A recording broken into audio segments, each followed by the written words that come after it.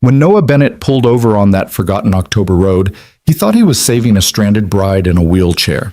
He had no idea she was a billionaire testing whether anyone could love her without wanting her money. And she had no idea this struggling single father and his daughter would teach her what wealth never could, that real love doesn't come with a price tag. This is the story of a lie that broke two hearts and the truth that healed them both. Stay with me until the end and comment what city you're watching from. I want to see how far this story travels. The October sun hung low over the Montana backroads, painting everything in shades of amber and rust. Noah Bennett's pickup truck rattled along the gravel path, the bed loaded with firewood he'd spent the morning splitting. His flannel shirt was dark with sweat despite the autumn chill, and his hands, calloused from years of carpentry and hard living, gripped the steering wheel with the easy confidence of a man who knew these woods like the lines on his own palms. He was thinking about Mia. He was always thinking about Mia. His 9-year-old daughter would be getting off the school bus in about an hour, and he'd promised her pancakes for dinner. Not because it was a special occasion, but because it was Tuesday, and Tuesdays had been hard ever since Sarah died 3 years ago. Pancakes helped. They didn't fix anything, but they helped. Noah rounded a bend where the pines grew thick and the road narrowed to barely one lane, and that's when he saw her. At first, he thought his eyes were playing tricks on him. The image didn't make sense, didn't fit with the reality of this forgotten stretch of Montana wilderness, where the only traffic was usually deer and the occasional logging truck. A woman sat in the middle of the road, not standing, sitting, in a wheelchair, and she was wearing a wedding dress. The gown was torn at the hem, stained with mud, and what looked like grass stains, the once white fabric now a patchwork of dirt and damage. Her veil hung crooked from her hair, which had fallen loose from whatever style it had been in, dark waves tumbling over her shoulders. But it was her face that made Noah's foot hit the brake, pale as moonlight, eyes wide with something that looked like terror, or maybe shock, or maybe both. The truck skidded slightly on the gravel before coming to a complete stop about 20 feet from where she sat. For a moment, neither of them moved. Noah's mind raced through possibilities, each more unlikely than the last. A prank? Some kind of photo shoot gone wrong? A movie production that hadn't bothered to get permits? But there were no cameras, no crew, no other vehicles. Just this woman, alone, in the middle of nowhere, looking like she'd crawled out of someone's worst nightmare about wedding days gone wrong. He put the truck in park and climbed out slowly, hands visible, the way you'd approach a frightened animal. "Ma'am?" His voice carried across the 20 feet between them, rough from the wood smoke that had been his constant companion all morning. "Are you hurt?" She looked up at him, and he saw her properly for the first time. She was young, maybe late 20s, early 30s, with features that would have been striking if they weren't currently arranged in an expression of absolute devastation. Her eyes were hazel, he noticed, green and gold and brown all at once, and they were filled with tears that she seemed to be fighting desperately not to shed. Her voice cracked. She tried again. "I can't. My phone is dead. My chair. Something's wrong with the wheel. It won't." She gestured helplessly at the wheelchair, and Noah saw that one of the front wheels was bent at an unnatural angle, the kind of damage that suggested a hard fall or a collision with something solid. He moved closer, his boots crunching on the gravel. "What happened? Where's your—" He almost said husband, but caught himself. The presence of a wedding dress didn't guarantee a wedding had actually happened. "Where's your people?" Something flickered across her face. Pain, anger, shame. He couldn't tell which. "Gone," she said simply. "They're all gone." Noah had lived 32 years on this earth, and he'd learned that sometimes the only thing you could do for someone was to not ask questions they weren't ready to answer. He'd learned that lesson the hard way, in hospital rooms and funeral homes and in the awful silence of his house after Sarah's family had finally stopped calling to check on him. So instead of pressing, he just nodded and walked the rest of the way to her wheelchair, kneeling down to examine the damaged wheel. It was definitely broken. The axle bent, the wheel itself cracked. This wasn't something that could be fixed with duct tape and good intentions. "This isn't going to roll anywhere," he said, looking up at her. "Do you have someone I can call? Someone who can come get you?" "My phone is dead," she repeated, and this time her voice was barely a whisper. There's no one. Not anymore." The way she said it made Noah's chest tighten. He recognized that particular flavor of alone. It was the same one he'd tasted for months after Sarah's funeral, when everyone's casseroles had run out and their sympathy calls had dwindled, and he'd realized that being a widower with a 6-year-old daughter meant being fundamentally, terrifyingly alone in a way he'd never imagined possible. He made a decision. "Okay," he said, standing up and brushing gravel dust from his jeans. "My name's Noah Bennett. I live about 3 miles from here. I can take you there, let you charge your phone, call whoever you need to call, figure out what to do next." She stared at him like he'd just offered her the moon. You don't know me." "No, ma'am, I don't, but I know what it looks like when someone needs help, and you look like you need help." For a long moment, she just looked at him, those hazel eyes searching his face for something, sincerity, maybe, or ulterior motives, or some sign that he was exactly the kind of person a woman alone in the woods should be afraid of. Whatever she was looking for, she must have found it, because finally she nodded. "Evelyn," she said quietly. "My name is Evelyn." "All right, Evelyn, let's get you out of the road before someone comes around that corner too fast and doesn't see you in time." He moved around behind her wheelchair and reached down to lift her, then paused. "Is it okay if can I carry you? I don't want to hurt you, or I can't walk," she said quickly, almost too quickly. "So yes, you'll have to carry me." Noah had carried plenty of things in his life. Lumber, furniture he was building, his daughter when she fell asleep watching movies on the couch. But there was something different about lifting another adult human being, something intimate and awkward and strangely vulnerable for both of them. Evelyn weighed almost nothing. That was his first thought as he slid one arm under her knees and the other behind her back, lifting her clear of the wheelchair. She was small, delicate, and despite the ruined wedding dress and the dirt smudged on her face, there was something refined about her, something that spoke of a life very different from his own. She stiffened when he lifted her, her arms coming up instinctively to wrap around his neck. He could feel her trembling, though whether from cold or fear or something else entirely, he couldn't say. "I've got you," he said, which seemed like an absurd thing to say to a complete stranger he was literally carrying away from the side of a road, but it was all he could think of. "Truck's right here." He carried her to the passenger side and managed to get the door open one-handed, settling her as gently as he could onto the bench seat. The wedding dress pooled around her like sea foam, layers of silk and tulle that probably cost more than his truck was worth. "The wheelchair," she said. "Should we? I'll throw it in the back. Might be able to fix that wheel, or at least get it good enough to use while you're figuring out your next step." He went back for the wheelchair, folding it with practiced efficiency. Sarah had a sister who used one after a car accident, and he'd gotten familiar with the mechanics during family gatherings, and hefted it into the truck bed alongside the firewood. When he climbed into the driver's seat, Evelyn was sitting very still, her hands folded in her lap, staring straight ahead through the windshield like she was trying to memorize the pattern of pine trees against the sky. Noah started the engine and eased the truck back onto the road, heading toward home. The cab was silent except for the rumble of the engine and the crunch of gravel under tires. He wanted to say something, to fill the awkward space between them, but he'd never been good at small talk. Sarah had been the talker in their marriage, the one who could strike up a conversation with anyone. Noah was better with his hands than his words. After about a mile, Evelyn spoke, her voice so quiet he almost didn't hear her over the engine. "Thank you." He glanced at her, then back at the road. "Nothing to thank me for. Anyone would have stopped." "No," she said, and there was something hard in her voice now, something bitter. "They wouldn't have." Noah didn't know what to say to that, so he said nothing. They drove in silence the rest of the way.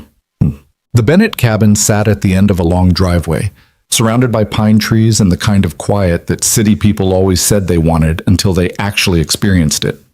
It was a modest place. Noah had built parts of it himself, adding a room here, a porch there, trying to make it feel like a home rather than just a house. The property had been in Sarah's family for generations, and when she died, it became his and Mia's, the only constant in a world that had shifted beneath their feet. Noah pulled up to the front of the house and killed the engine. Through the windshield, he could see the mess of tools on the porch. He'd been meaning to organize them for weeks, and the stack of lumber under a tarp that represented his next few furniture commissions. It wasn't much, but it was theirs. It's not fancy, he said, suddenly aware of how the cabin must look to someone wearing a wedding dress that probably cost more than he made in 6 months. But it's warm and dry, and the phone works. It's perfect, Evelyn said, and she sounded like she meant it. He came around to her side of the truck and lifted her again, this time carrying her up the 3 steps to the porch and shouldering open the front door. The interior of the cabin smelled like pine wood and the lavender oil Mia liked to put in the diffuser Sarah's mother had given them. It was clean, mostly. Noah had learned early on that a 9-year-old and a single dad could either have a spotless house or a sane household, not both. Living room straight ahead, he said, carrying her through the doorway. I'll put you on the couch, and then I'll get your wheelchair. The living room was small but comfortable, dominated by a stone fireplace that Noah had spent 3 months building the summer before Sarah got sick. A well-worn couch faced it, flanked by mismatched armchairs and a coffee table that bore the scars of countless homework sessions and craft projects. Photos lined the mantel, mostly of Mia at various ages, a few of Sarah, one of Noah's parents before they'd retired to Arizona. He settled Evelyn on the couch, arranging pillows behind her back the way he'd seen nurses do in the hospital. She winced slightly as she shifted position, and he noticed for the first time the bruises on her arms, deep purple marks that looked fresh. Did someone hurt you? The question came out harder than he'd intended, edged with something protective and angry. Evelyn looked down at the bruises, seeming surprised to see them there. No, I mean, yes, but not... It wasn't like that. I fell. When the chair tipped over, it's not... No one hit me, if that's what you're asking. Noah nodded, filing away the information, but not quite believing it. In his experience, people who'd been hurt often defended the people who'd hurt them, at least at first. But pushing wouldn't help, so he let it go. I'll get the wheelchair and your phone charger, he said. And I'll make some coffee, or tea, if you prefer. Coffee would be amazing, she said, and for the first time since he'd found her, she smiled. It was a small smile, tentative, but it transformed her face from tragic to something softer, more human.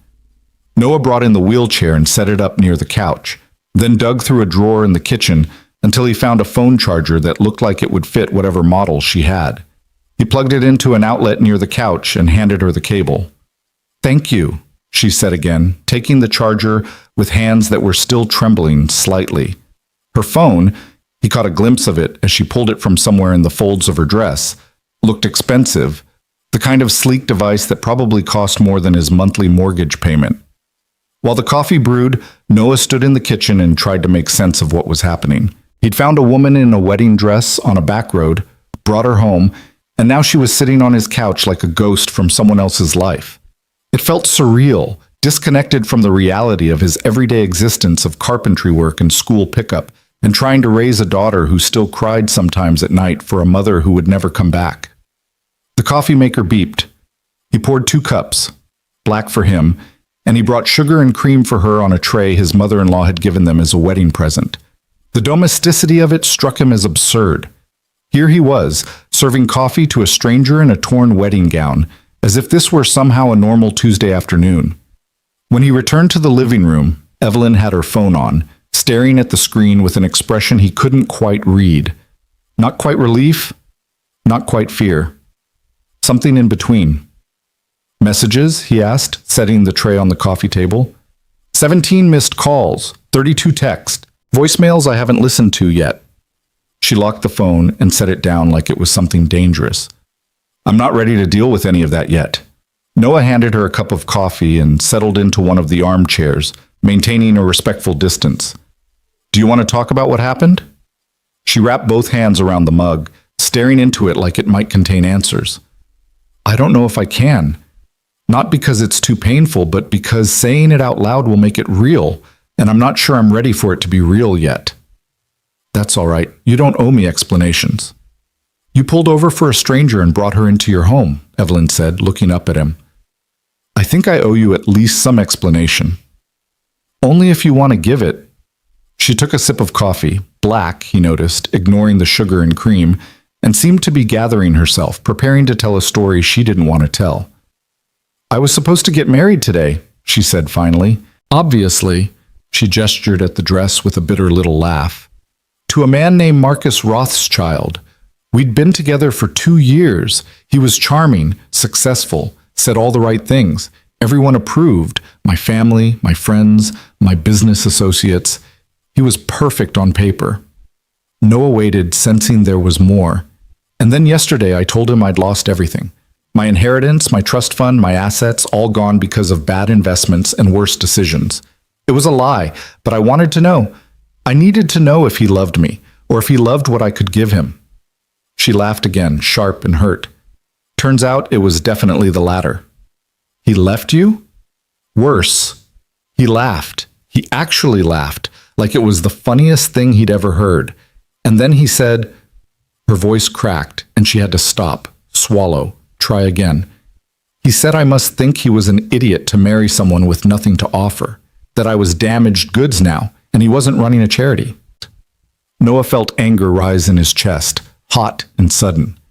He'd never met Marcus Rothschild, would probably never meet him, but in that moment he hated him with the kind of pure, uncomplicated hatred he usually reserved for people who hurt children or animals.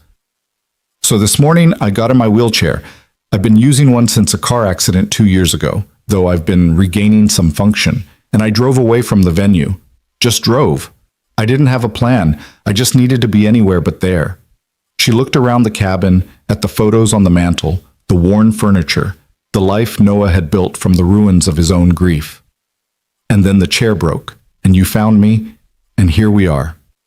Here we are, Noah echoed. They sat in silence for a moment, the weight of her story settling between them. Outside, Noah could hear the wind picking up, rustling through the pines. It would rain soon. He could smell it in the air, that particular combination of ozone and earth that always preceded a Montana storm. My daughter will be home in about 20 minutes, Noah said, glancing at the clock on the wall. Mia, she's 9. Smart as hell, talks a mile a minute, and she's going to have about 1,000 questions when she sees you. Evelyn's eyes widened slightly. I should go. I should call someone. Get out of your hair before... Where are you going to go? Noah asked gently. You just said you drove away from your wedding. Do you have somewhere to stay? Someone who isn't going to make you explain everything right now? She looked down at her coffee, and he could see her considering, weighing options that probably all felt equally terrible. No, she admitted finally. Not really. Then stay, Noah said, surprising himself with the offer. At least for tonight. There's a guest room. It's small, but it's clean. We'll figure out the rest tomorrow. You don't know me, Evelyn said, echoing what she'd said on the road. I could be anyone. I could be dangerous. Noah smiled at that, a real smile that crinkled the corners of his eyes. Lady, you were stranded in a wheelchair in a wedding dress in the middle of nowhere. If you're dangerous, you're doing a really bad job of showing it. Despite everything, Evelyn laughed. A real laugh this time, not bitter or broken, just genuinely amused. Fair point. Besides, Noah said, standing up to refill his coffee, I'm a pretty good judge of character. Comes from years of working with clients who try to describe what they want for custom furniture when they don't actually know what they want. You learn to read people. And what do you read from me? He considered the question seriously, studying her. The expensive dress that was now ruined, the carefully maintained posture despite obvious exhaustion, the way she held herself like someone who was used to being in control but had suddenly lost all of it. I think you're someone who's been hurt badly by someone you trusted, he said slowly. I think you're tougher than you look right now, and I think you're probably not used to accepting help from strangers, which makes it hard for you to be sitting here letting me help you. Evelyn stared at him, something shifting in her expression. That's remarkably accurate. Like I said, good judge of character. The sound of a school bus rumbling down the road made them both look toward the door. Noah set down his coffee and stood. That'll be Mia. Fair warning, she's going to be very excited about this. She doesn't see new people very often out here. Should I? Is there a story I should tell her? About who I am? Noah paused, considering. How about we just stick with the truth, or as much of it as you're comfortable sharing? I don't like lying to my daughter unless it's about Santa Claus or the Tooth Fairy. Evelyn nodded, but he could see tension in her shoulders, the way she was bracing herself for whatever came next. The school bus's air brakes hissed, and Noah heard Mia's feet hit the gravel driveway. She always jumped from the bottom step rather than walking down properly, no matter how many times he told her to be careful. The front door burst open seconds later. "Dad! Dad, you won't believe what happened at school today. Connor Michaels brought a snake for show and tell, but it got loose, and Mrs. Henderson screamed and—" Mia stopped dead in her tracks, her backpack sliding off one shoulder, staring at Evelyn on the couch. For a moment, no one spoke. Mia was small for 9, with her mother's dark curls and Noah's gray eyes and a smattering of freckles across her nose. She wore jeans with dirt on the knees and a t-shirt featuring a cartoon dinosaur wearing sunglasses. She looked from Evelyn to Noah and back again, her mouth forming a perfect O of surprise. "Is that a princess?" she whispered. Noah bit back a laugh. "Mia, this is Evelyn. She had some trouble on the road, so she's going to stay with us for a little while. Evelyn, this is my daughter, Mia." Mia approached slowly, the way she approached the deer that sometimes came into their yard, carefully, like any sudden movement might make them bolt. "Are you okay?" she asked Evelyn, her voice full of a child's uncomplicated concern. "Your dress is all torn." "I'm okay now," Evelyn said, and Noah heard her voice soften, becoming gentler. "Your dad found me and helped me. He's very kind." "He's the best dad in the whole world," Mia said matter-of-factly, dropping her backpack on the floor. "Are you really a princess? You look like a princess. Or maybe a queen." "Are you a queen?" "Mia," Noah said, a gentle warning in his voice.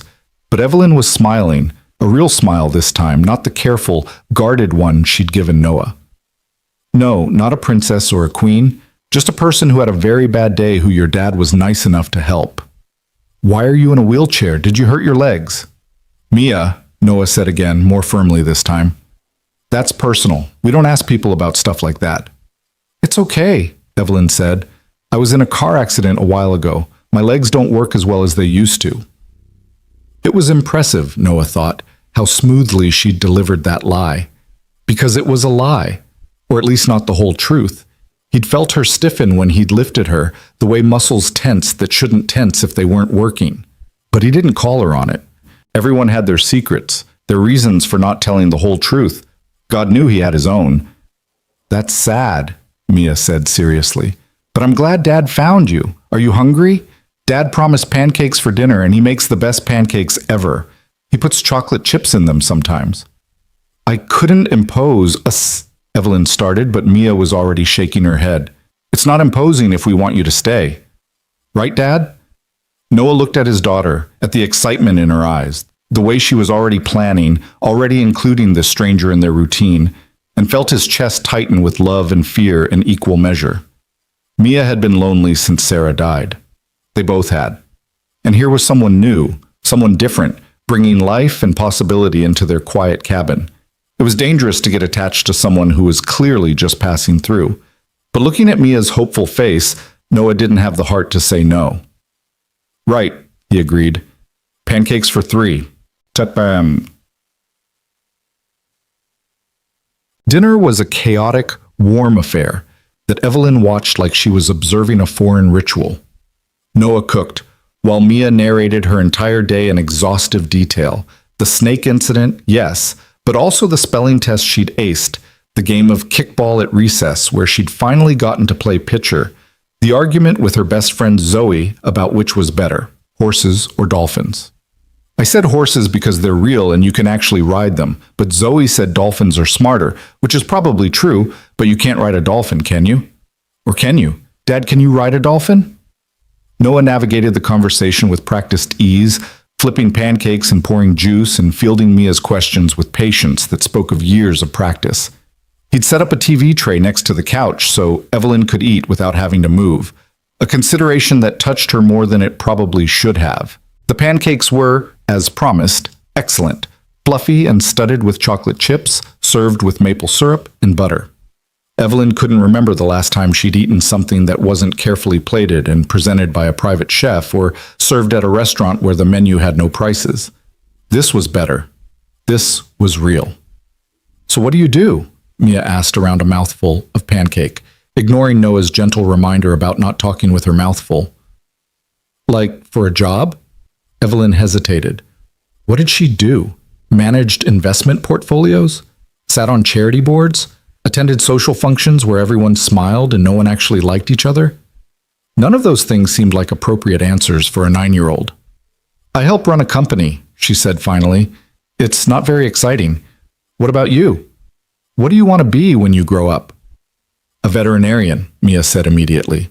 Or maybe a paleontologist. Or both. Can you be both? I think you should be able to be both, because what if you find dinosaur bones but they're from a sick dinosaur and you need to know both things to figure it out?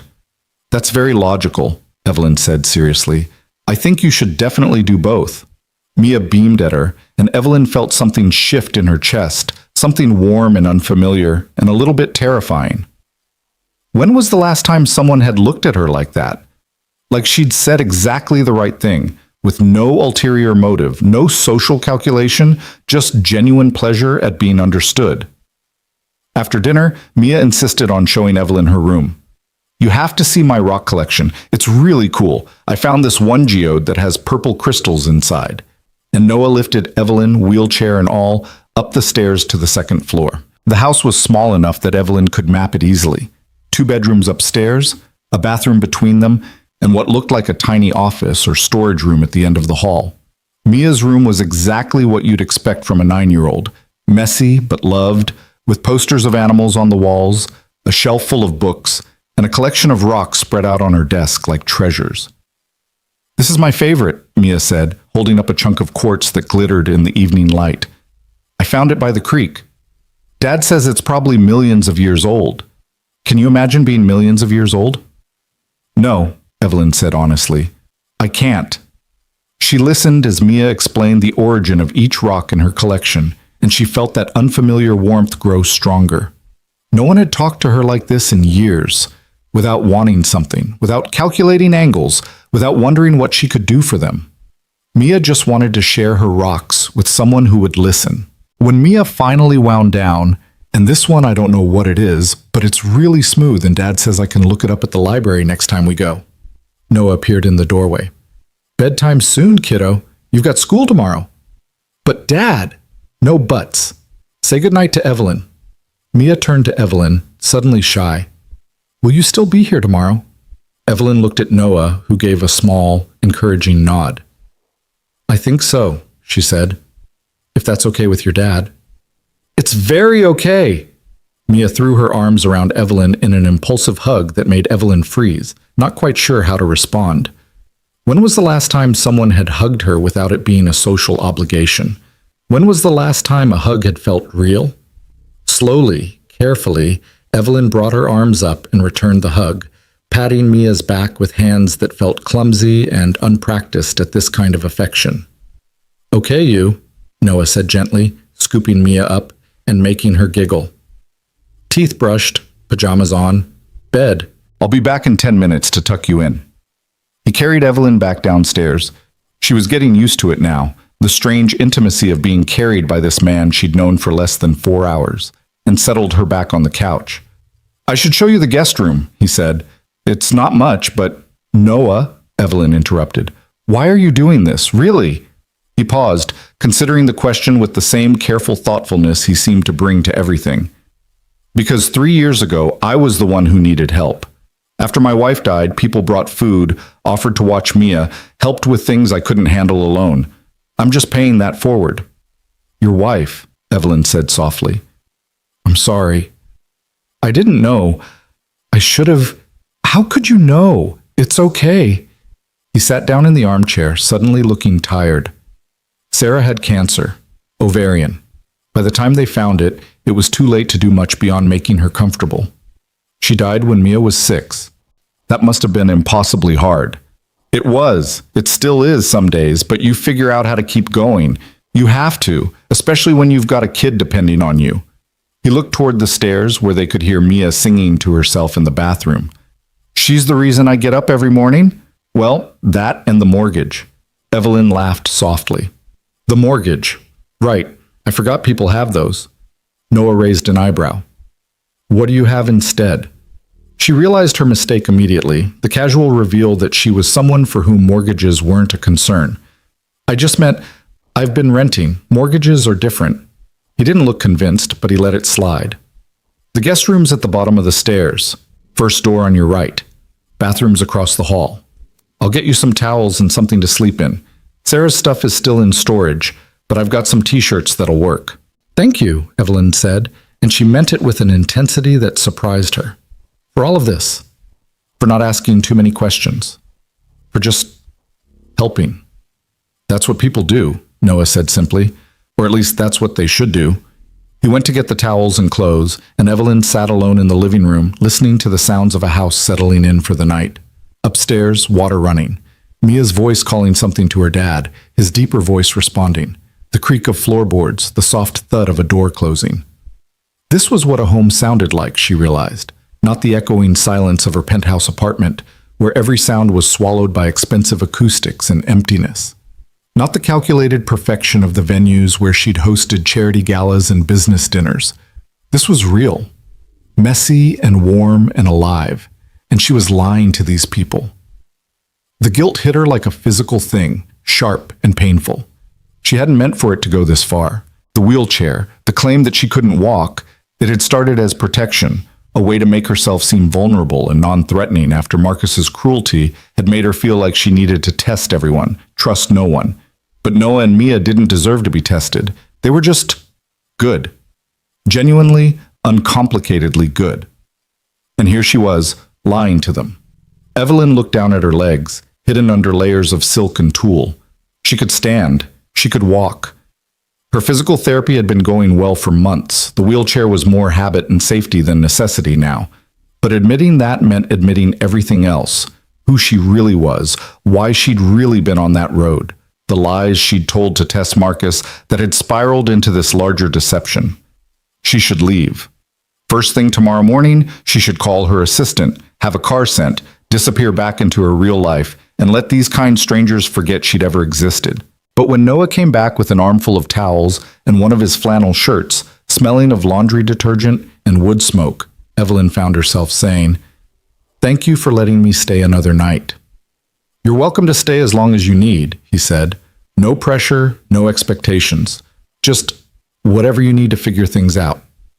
He helped her to the guest room, a small space with a twin bed, a nightstand, and a window that looked out over the pine trees.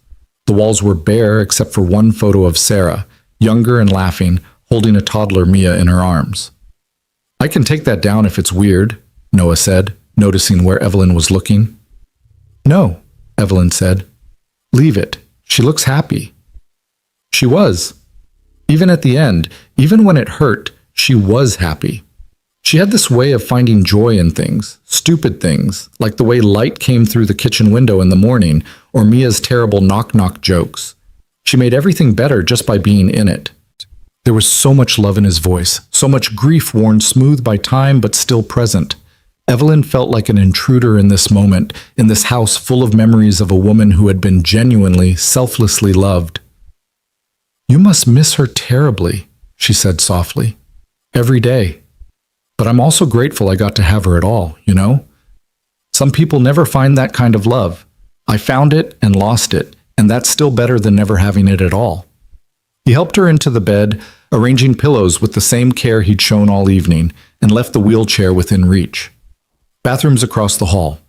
If you need anything, anything at all, my room's the one at the top of the stairs. Don't hesitate to wake me up." "Thank you," Evelyn said again, feeling like the words were inadequate for everything he'd done, everything he was offering. Noah paused at the door, one hand on the frame. "For what it's worth. Whoever that guy was who laughed at you, who left you when he thought you had nothing, he's an idiot. You deserve better than that."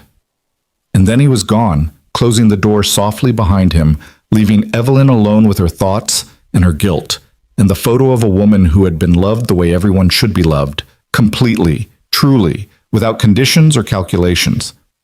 Evelyn lay in the darkness, listening to the house settle around her. Above her, footsteps moved across the floor, Noah checking on Mia one last time before bed, probably. A door closed. Silence fell, broken only by the sound of wind in the pines and the distant hoot of an owl. She shouldn't stay. She knew that. Every hour she stayed was another hour of lying to people who deserved better. But she was so tired tired of being tested, tired of testing others, tired of a life where every interaction was a transaction and every relationship a contract negotiated with lawyers and prenups and exit strategies. Just one more day, Evelyn told herself as she drifted toward sleep in a twin bed in a stranger's guest room, wearing a flannel shirt that smelled like someone else's life. Just one more day of pretending to be someone who needs help, someone who could be saved. Just one more day of feeling like maybe, possibly, she could be the kind of person who fit into a life like this. Small and warm and real.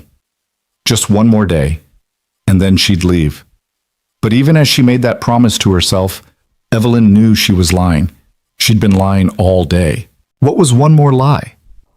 Outside, the wind picked up, rattling the window frame, and the first drops of rain began to fall on the roof of the Bennett cabin, where a billionaire heiress slept in a borrowed shirt and a widowed carpenter checked the locks one final time, and a 9-year-old girl dreamed of dinosaurs and dolphins and the princess in the torn dress who might still be there in the morning. None of them knew yet how this story would end. None of them knew what they were beginning. They only knew that for one night, at least, none of them had to be alone. And sometimes that was enough. Morning came too early, announced by pale sunlight filtering through unfamiliar curtains and the distant sound of someone moving around in the kitchen. Evelyn woke disoriented, her hand instinctively reaching for the silk sheets of her penthouse bedroom before her fingers found rough cotton instead. Memory returned in fragments. The road, the wheelchair, Noah's weathered hands lifting her like she weighed nothing, Mia's excited chatter about rocks and dinosaurs. She lay still for a moment, staring at the ceiling and listening to the sounds of the house waking up, a coffee maker gurgling, footsteps on creaky floorboards, the low rumble of Noah's voice followed by Mia's higher animated response. This was someone else's life, someone else's morning routine, and she was an intruder in it. Evelyn sat up slowly, her legs, her perfectly functional legs, hidden beneath the blanket. The guilt that had settled in her chest last night was still there, heavier now in the clarity of daylight. She needed to tell them the truth. She needed to leave. She needed to stop this before it went any further. But when she tried to imagine the conversation, tried to picture Noah's face when she admitted she'd been lying about the wheelchair, about everything, her courage failed her. Just one more day, she thought again. Just long enough to figure out what to say, how to explain without making it worse. A soft knock on the door made her jump. "Evelyn?" Noah's voice, careful and quiet. "You awake? I've got coffee if you want some." "I'm awake," she called back. "Coffee sounds perfect." The door opened and Noah appeared, carrying 2 mugs and looking like he'd been up for hours. His hair was damp from a shower and he wore clean jeans and a Henley shirt with the sleeves pushed up to his elbows. There was sawdust on his boots. "Mia's getting ready for school," he said, setting one of the mugs on the nightstand. "I made oatmeal, if you're hungry. Or there's eggs, or both. I'm not great at cooking, but I can handle breakfast basics." "Oatmeal is fine, thank you." Evelyn took the coffee, wrapping her hands around the warmth of the ceramic. "You didn't have to. I mean, you've already done so much." "It's oatmeal, not a kidney transplant." He smiled, easy and genuine. "Besides, Mia's already talking about showing you her comic book collection after school. I think you made a friend." Something in Evelyn's chest twisted at that. The casual way he said it, like friendship was something simple and uncomplicated instead of the careful negotiation it had always been in her world. "She's a wonderful kid. You've done an amazing job with her." "I do my best. Some days that's enough, some days it isn't."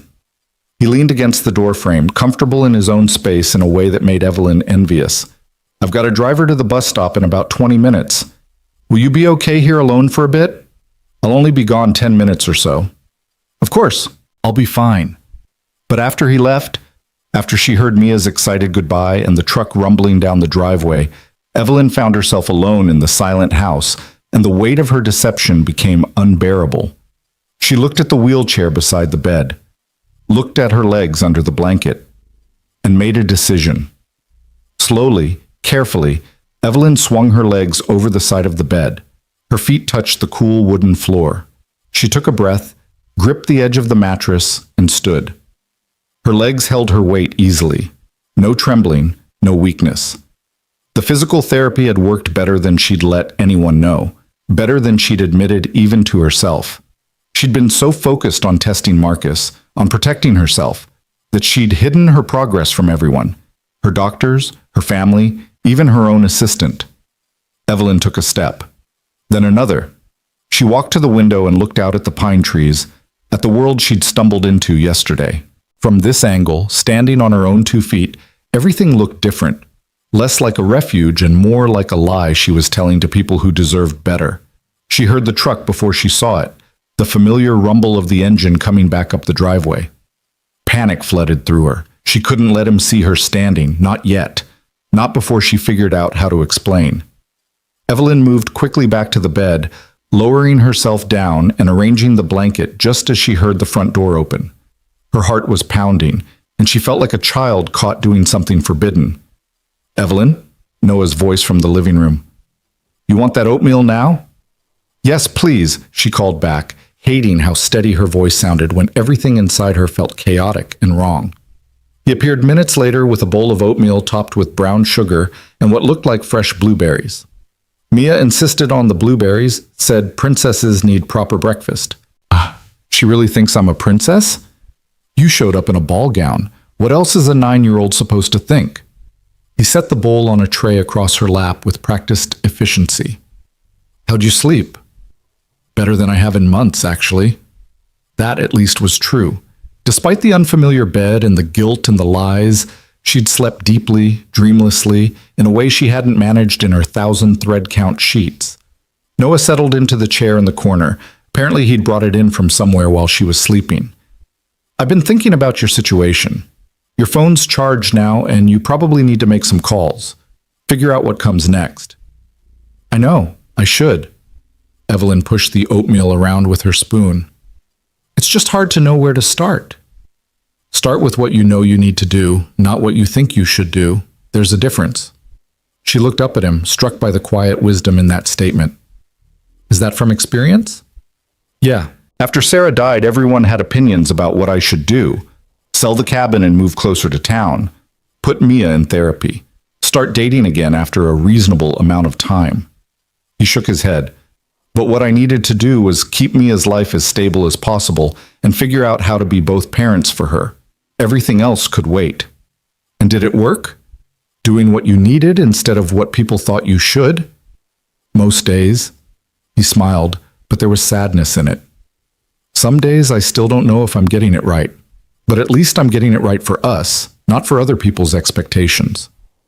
Evelyn ate her oatmeal slowly, thinking about expectations. Her entire life had been built on them. Her father's expectations that she'd take over the family business, society's expectations about how a woman of her wealth should behave, Marcus's expectations that she'd be decorative and useful and wealthy enough to make him look good. When had she last done something just because she needed to, without weighing it against what everyone else would think? Noah, she said carefully, what if what you need to do is something people won't understand? Something that might hurt people you care about? He was quiet for a long moment, watching her with those steady gray eyes that seemed to see more than she wanted to show. Then you do it anyway, but you try to hurt them as little as possible, and you tell the truth, even when it's hard, especially when it's hard. The truth. Right.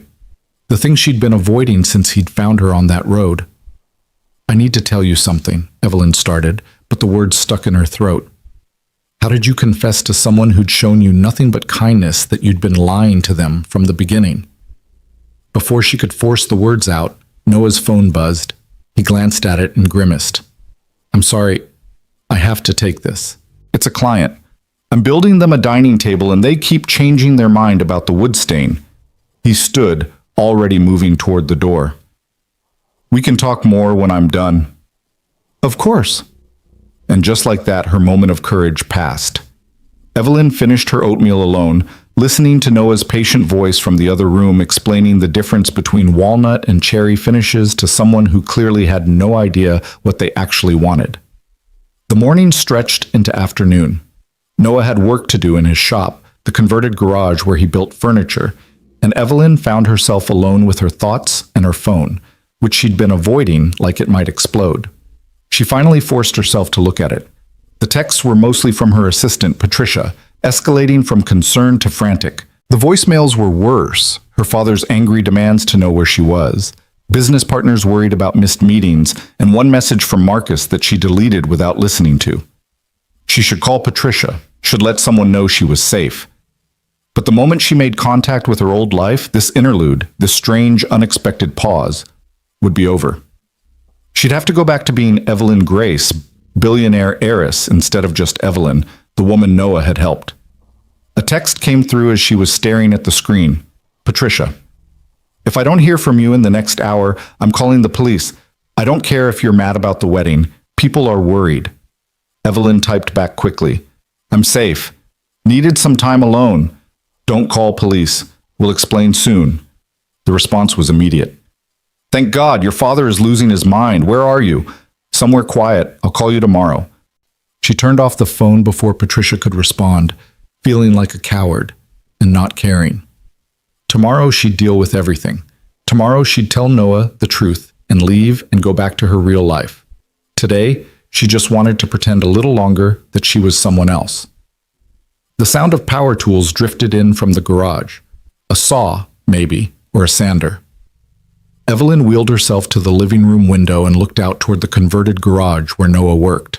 The door was open, and she could see him bent over a workbench, completely focused on whatever he was building. There was something beautiful about watching someone work at something they were good at, something they loved. His movements were confident, precise, the movements of a craftsman who knew his materials. The morning sun caught the sawdust in the air, making it glitter like gold. Evelyn watched, transfixed, as Noah ran his hand along a piece of wood, checking for smoothness, then picked up another tool and went back to work. He looked peaceful, content, like this was exactly where he was supposed to be. When was the last time she'd felt like that? Like she was doing exactly what she was supposed to be doing, exactly where she was supposed to be? She couldn't remember. Hours passed.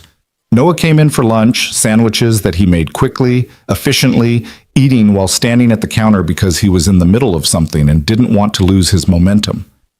Evelyn ate at the kitchen table, not because she couldn't move to the counter, but because maintaining the wheelchair fiction was becoming second nature, and that scared her more than anything. You're building something big, she observed, watching him wolf down his sandwich. Dining table for a family in town, 8-seater, oak with a live edge. They want it to look rustic but refined, which is harder than it sounds. He grinned. Refined is easy. Rustic is easy. Both at the same time means every cut matters. How long have you been doing this, building furniture? Professionally? About 5 years. Sarah and I used to refinish thrift store furniture as a hobby, and after she died, I needed something to do with my hands that wasn't punching walls. Turns out, I'm pretty good at it. He finished his sandwich and washed his hands. You want to see? The shop. I mean, if you're bored. Evelyn should have said no. Should have maintained distance, kept the boundaries clear. Instead, she said, I'd love to. Noah lifted her. She was getting too comfortable with this, with his arms around her, with the casual strength of him, and carried her out to the garage. It smelled like wood and varnish and sawdust, a smell that was becoming associated in her mind with safety and stability. The garage had been completely transformed into a workshop. Tools hung on pegboards with the kind of organization that spoke of a mind that needed order. Half-finished projects occupied various workbenches, a rocking chair missing its rockers, a bookshelf waiting for stain, and in the center of the space, the dining table Noah had mentioned. He set her down carefully, positioning the wheelchair so she could see the table properly. It's not finished yet, still needs sanding and stain and about 3 coats of polyurethane, but you can see the bones of it. Evelyn reached out and ran her fingers along the edge of the table. The wood was smooth but alive somehow, the grain telling a story of seasons and growth and time. It's beautiful. Oak is forgiving, it's strong but takes detail well. Noah moved to the other side of the table, pointing out joinery she wouldn't have noticed otherwise. See these joints? Mortise and tenon, no screws. They'll hold for generations if they're done right. You really love this, Evelyn said, watching his face as he talked about wood grain and joinery techniques with more passion than she'd heard anyone discuss anything in years. I do. It's honest work, you know. You put in the effort, you get results. You cut a corner, the piece falls apart. There's something satisfying about that kind of direct cause and effect. He looked up at her. What about you?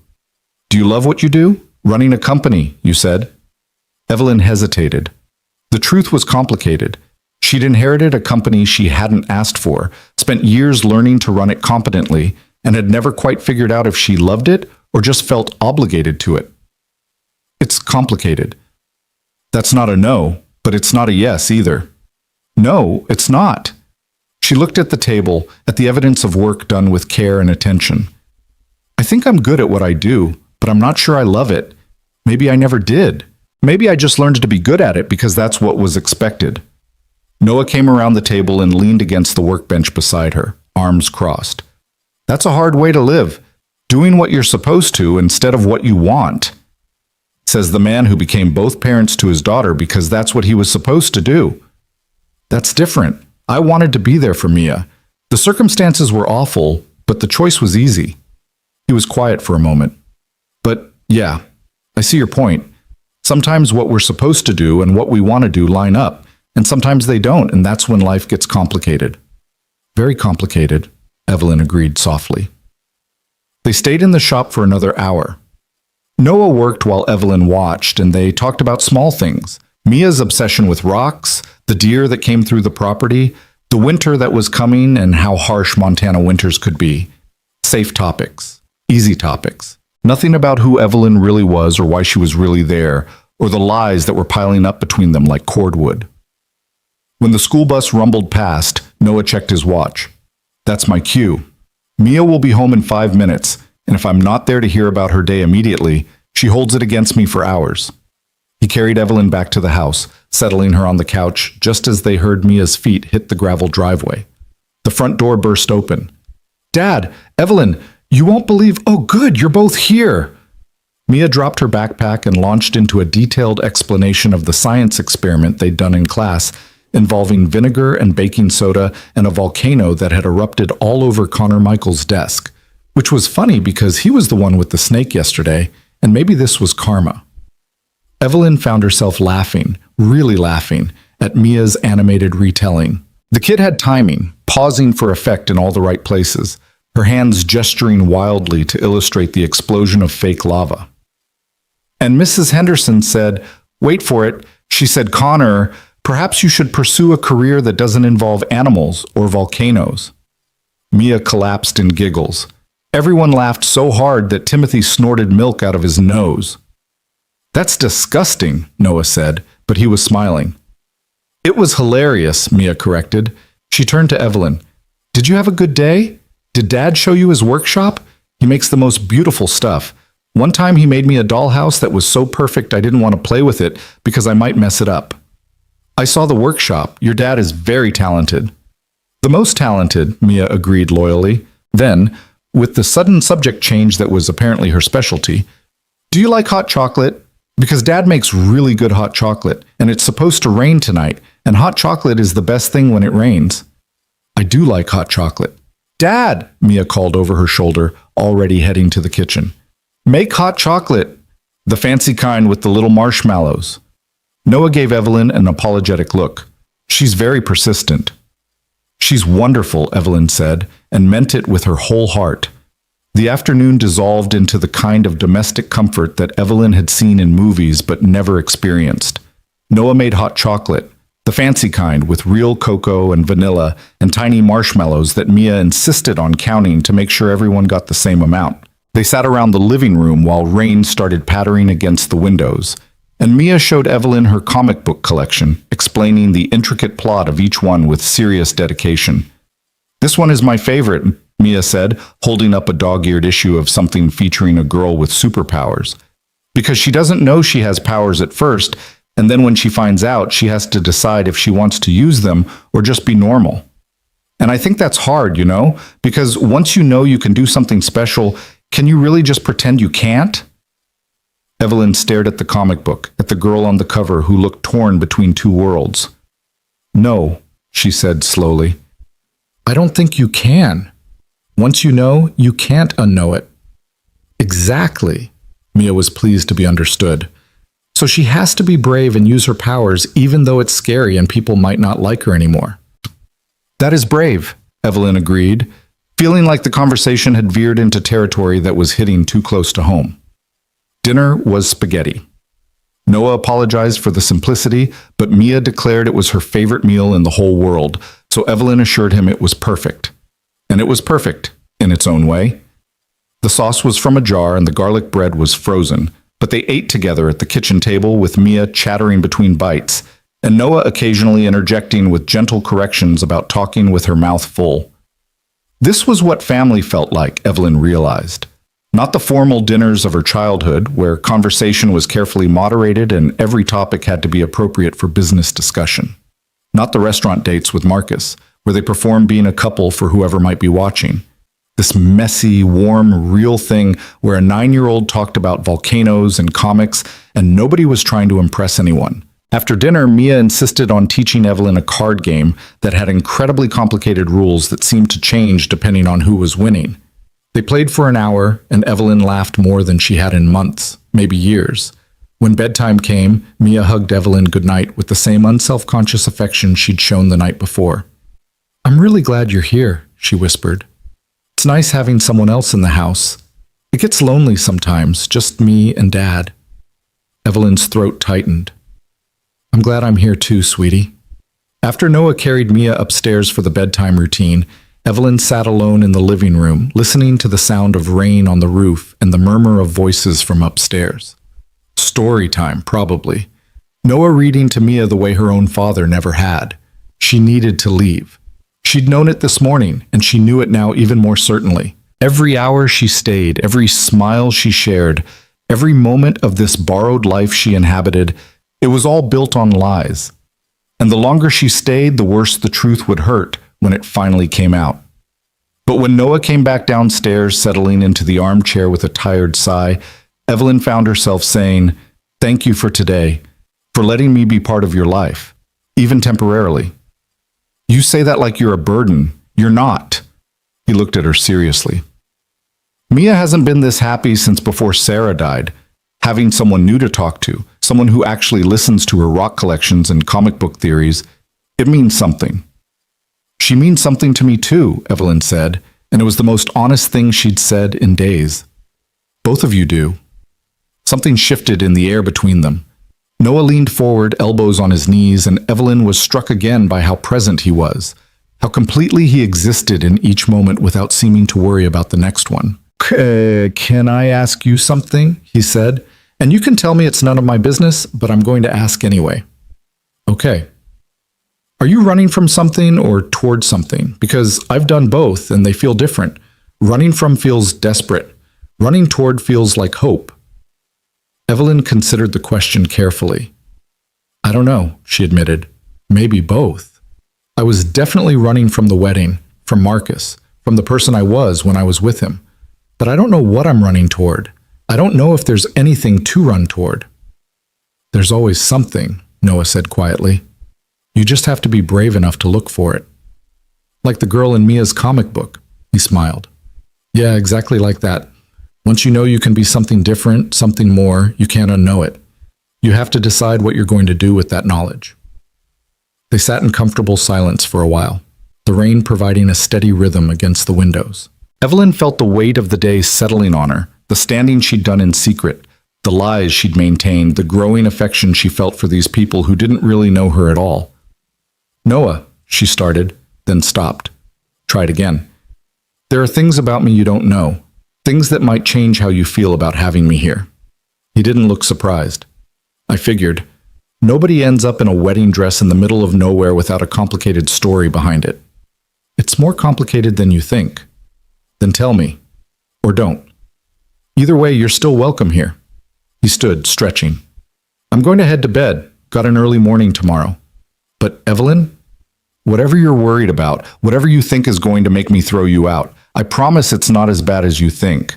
He was wrong about that. But Evelyn didn't correct him. She just said goodnight and watched him climb the stairs, and then sat alone in the dark living room, listening to the rain and trying to figure out how to be brave enough to tell the truth. Later, in the guest room, Evelyn stood again. This time she walked to the window and looked out at the rain-soaked darkness, at the pine trees bending in the wind. Her legs were strong, her body was capable, and she was lying to people who were showing her what real kindness looked like.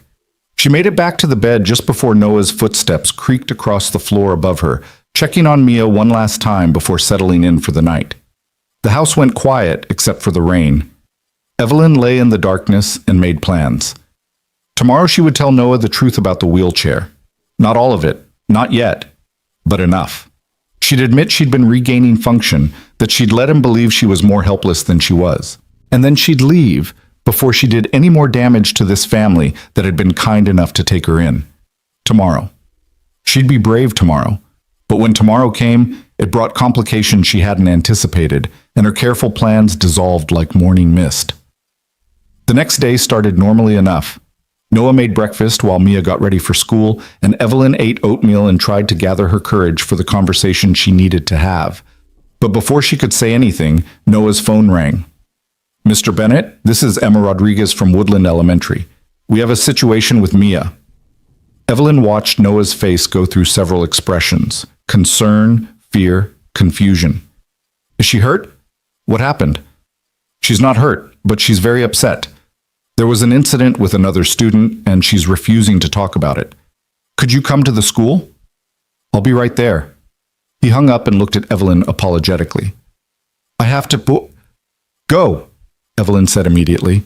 "I'll be fine here. Go take care of her." He left in a rush, and Evelyn was alone in the house for the first time since she'd arrived.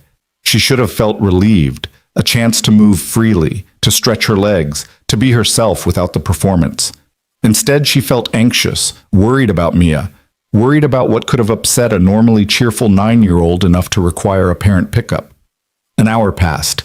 Then 2. Evelyn tried to distract herself with her phone, but the messages from her old life just made her feel worse. Patricia demanding to know when she was coming back. Her father's terse texts about responsibilities and obligations. Nothing from Marcus, which was somehow worse than if he'd tried to apologize. When Noah's truck finally pulled up, Evelyn wheeled herself to the window and watched him help Mia out. The girl's face was blotchy from crying, her usual bounce completely gone. They came inside quietly, and Noah gave Evelyn a look that said they'd talk later. "Mia, honey, why don't you go wash your face and change into comfortable clothes? I'll make you some lunch." Mia nodded silently and trudged upstairs. Noah waited until her door closed before sinking onto the couch with a heavy sigh. "What happened?"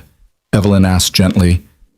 "Connor Michaels told everyone that Mia's mom died because she didn't have enough money for good doctors." Which is bullshit, obviously, but some of the other kids started asking questions, and Mia got upset and wouldn't tell the teacher what was wrong. His jaw was tight. Sarah had the best care possible. It just wasn't enough. Cancer doesn't care how much money you have. Evelyn's heart broke for him, for Mia, for the casual cruelty of children who didn't understand what their words could do. "I'm so sorry. It's not your fault." He rubbed his face with both hands. I thought we were past this. It's been 3 years. I thought the kids had stopped talking about it. Kids are cruel sometimes, even when they don't mean to be." "Yeah," Noah stood up. "I should make Mia something to eat. She didn't have lunch." "Let me help," Evelyn said without thinking. Noah looked at the wheelchair, then at her, clearly trying to figure out how she could help from a seated position. And Evelyn realized this was it. Her moment to either confess or dig the lie deeper. She chose confession. "Noah, I need to tell you something." She took a deep breath. "I can walk." He stared at her. "What?" "I can walk. I've been in physical therapy and I've regained most of my function. The wheelchair it was supposed to be temporary for when I got tired, but I've been using it as a crutch. Emotionally, I mean. And I let you think I was more disabled than I am because I was scared, and I didn't know how to tell you the truth once I'd already let you believe it." The silence stretched between them, heavy and uncomfortable. Noah's expression was unreadable. "Show me," he said finally. Evelyn's hands shook as she gripped the arms of the wheelchair and stood. Her legs held her easily, steadily. She took a step, then another. Noah watched without speaking. I'm sorry, Evelyn said, her voice breaking. I'm so sorry. You've been carrying me everywhere, and I've been lying to you, and you've been nothing but kind, and I'm sorry. Noah ran a hand through his hair, looking away from her. When he finally spoke, his voice was carefully controlled. Why? Because I was testing people, she admitted. After Marcus left me when he thought I lost my money, I wanted to see if anyone would help me without knowing who I was or what I had. And then you stopped, and you were so kind, and I didn't know how to tell you without seeming like I was manipulating you, which I guess I was, and she was rambling now, words tumbling out. I was going to tell you yesterday. I tried to tell you yesterday. But then Mia came home, and everything was so perfect, and I'm a coward. Noah was quiet for a long moment. Then he looked at her, really looked at her, and Evelyn saw something in his eyes she couldn't quite name. Hurt, maybe. Or disappointment. You lied to my daughter, he said quietly. You let her believe you needed help, let her worry about you, care about you, and the whole time it was a test. She doesn't deserve that. I know. You're right. I'm sorry. Stop apologizing and start explaining. Who are you really? Because I'm starting to think I don't know anything true about you. So Evelyn told him. All of it. The inheritance, the company, the penthouse, the way Marcus had laughed when she'd pretended to be poor, the desperate need to know if anyone could see her as just a person, not a bank account. The lies that had spiraled out of control until she was sitting in a stranger's cabin pretending to need help she didn't need.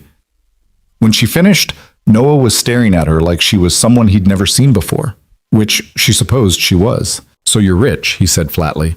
Like actually rich. Yes. And you've been pretending to be helpless to test whether regular people would be nice to you. When you say it like that, it sounds terrible. It is terrible, Noah said, and there was anger in his voice now, real anger. Do you have any idea how condescending that is? How insulting? I carried you because I thought you needed help. Not because I was auditioning for the role of Good Samaritan in some rich person's social experiment. That's not... I didn't mean... And Mia, he continued, his voice rising slightly, Mia talked about you like you were special, like you were her friend, and the whole time you were lying to her. She's 9 years old. She's lost enough without having someone she trusted turn out to be fake. Each word hit like a physical blow. Evelyn had known the truth would hurt, but hearing it laid out like this, seeing the betrayal in Noah's eyes, was worse than she'd imagined. I never meant to hurt her, Evelyn said, tears starting to fall. Or you. I know that doesn't make it better, but it's true. Everything else was a lie, but that's true. Noah looked away, his jaw working. I need to check on Mia. And I need you to figure out what you're doing next, because I don't think you can stay here. He climbed the stairs without looking back, and Evelyn was left standing in the living room, actually standing, no wheelchair, no pretense, feeling more alone than she had on that road 2 days ago. She could hear Noah's voice upstairs, quiet and soothing, talking to Mia. Could hear Mia's responses too soft for her to make out the words. The sounds of a father comforting his daughter, a family unit that she'd intruded on with her lies and her tests, and her desperate need to be seen as something other than her bank account. Evelyn wiped her eyes and made a decision. She would leave. Today.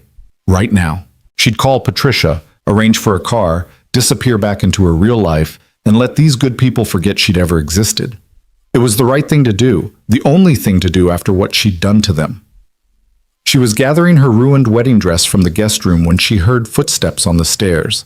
Noah appeared in the doorway. Mia wants to talk to you, he said. His voice was neutral, giving nothing away. Noah, I don't think that's a good idea. I should just go. She wants to talk to you, he repeated, and right now what Mia wants matters more than what either of us wants. He turned and walked back upstairs, leaving Evelyn with no choice but to follow. She climbed the stairs slowly, her first time doing so under her own power, and found Mia sitting on her bed, surrounded by her rock collection, her face still red from crying. Hi, Evelyn said softly from the doorway. Dad told me, Mia said, not looking up from the quartz crystal she was turning over in her hands, that you can walk, that you were pretending. I'm so sorry, Mia. Why did you lie? Now Mia looked up and the hurt in her eyes was devastating. Did you think we wouldn't like you if you could walk? Because that's stupid. I would have liked you anyway. Evelyn's throat closed up. Of course. Of course this 9-year-old had cut right to the heart of it, seeing the insecurity that Evelyn had dressed up as a test. I was scared, Evelyn admitted, moving into the room and sitting on the edge of Mia's bed. Someone I loved hurt me really badly, and I got scared that nobody would like me for who I really was.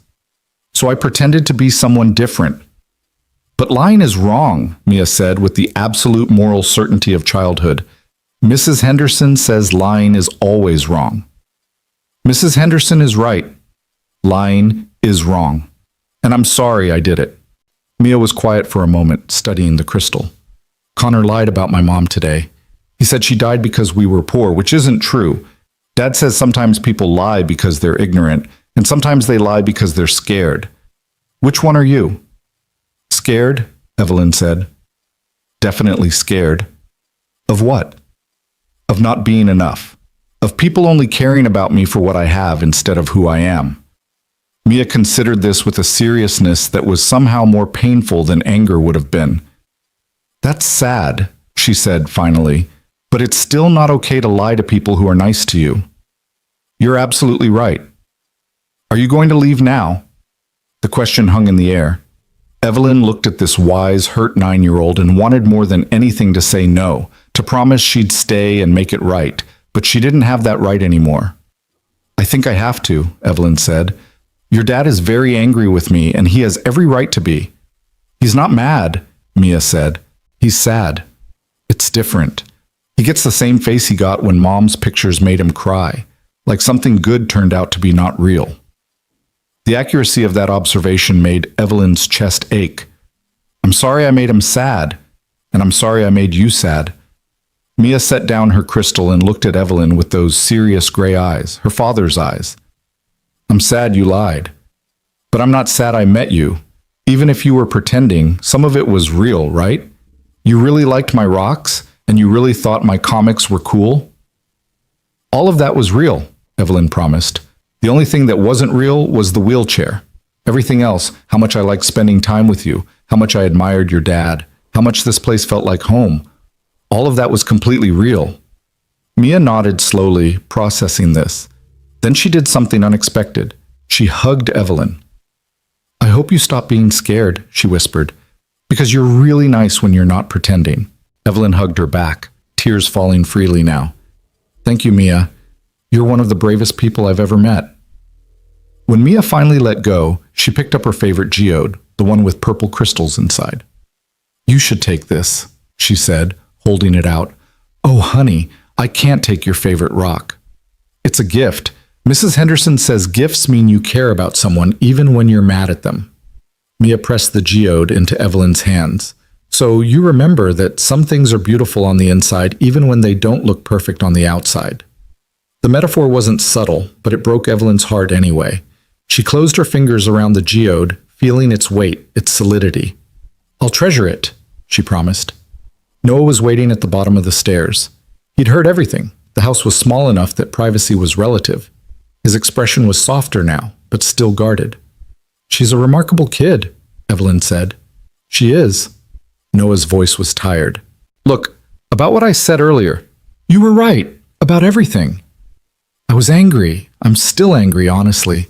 But Mia's right too. Some of it was real, wasn't it? Evelyn met his eyes, willing him to see the truth in hers. All of it was real. The way I felt here, with you and Mia. That was the most real thing I've experienced in years. The wheelchair was a lie, but everything else was true. That's going to have to be enough then, Noah said, because I don't know how to trust you right now, and I need to protect my daughter. I understand. I'll call my assistant and arrange for a car. I'll be out of your way within the hour. She expected relief on his face.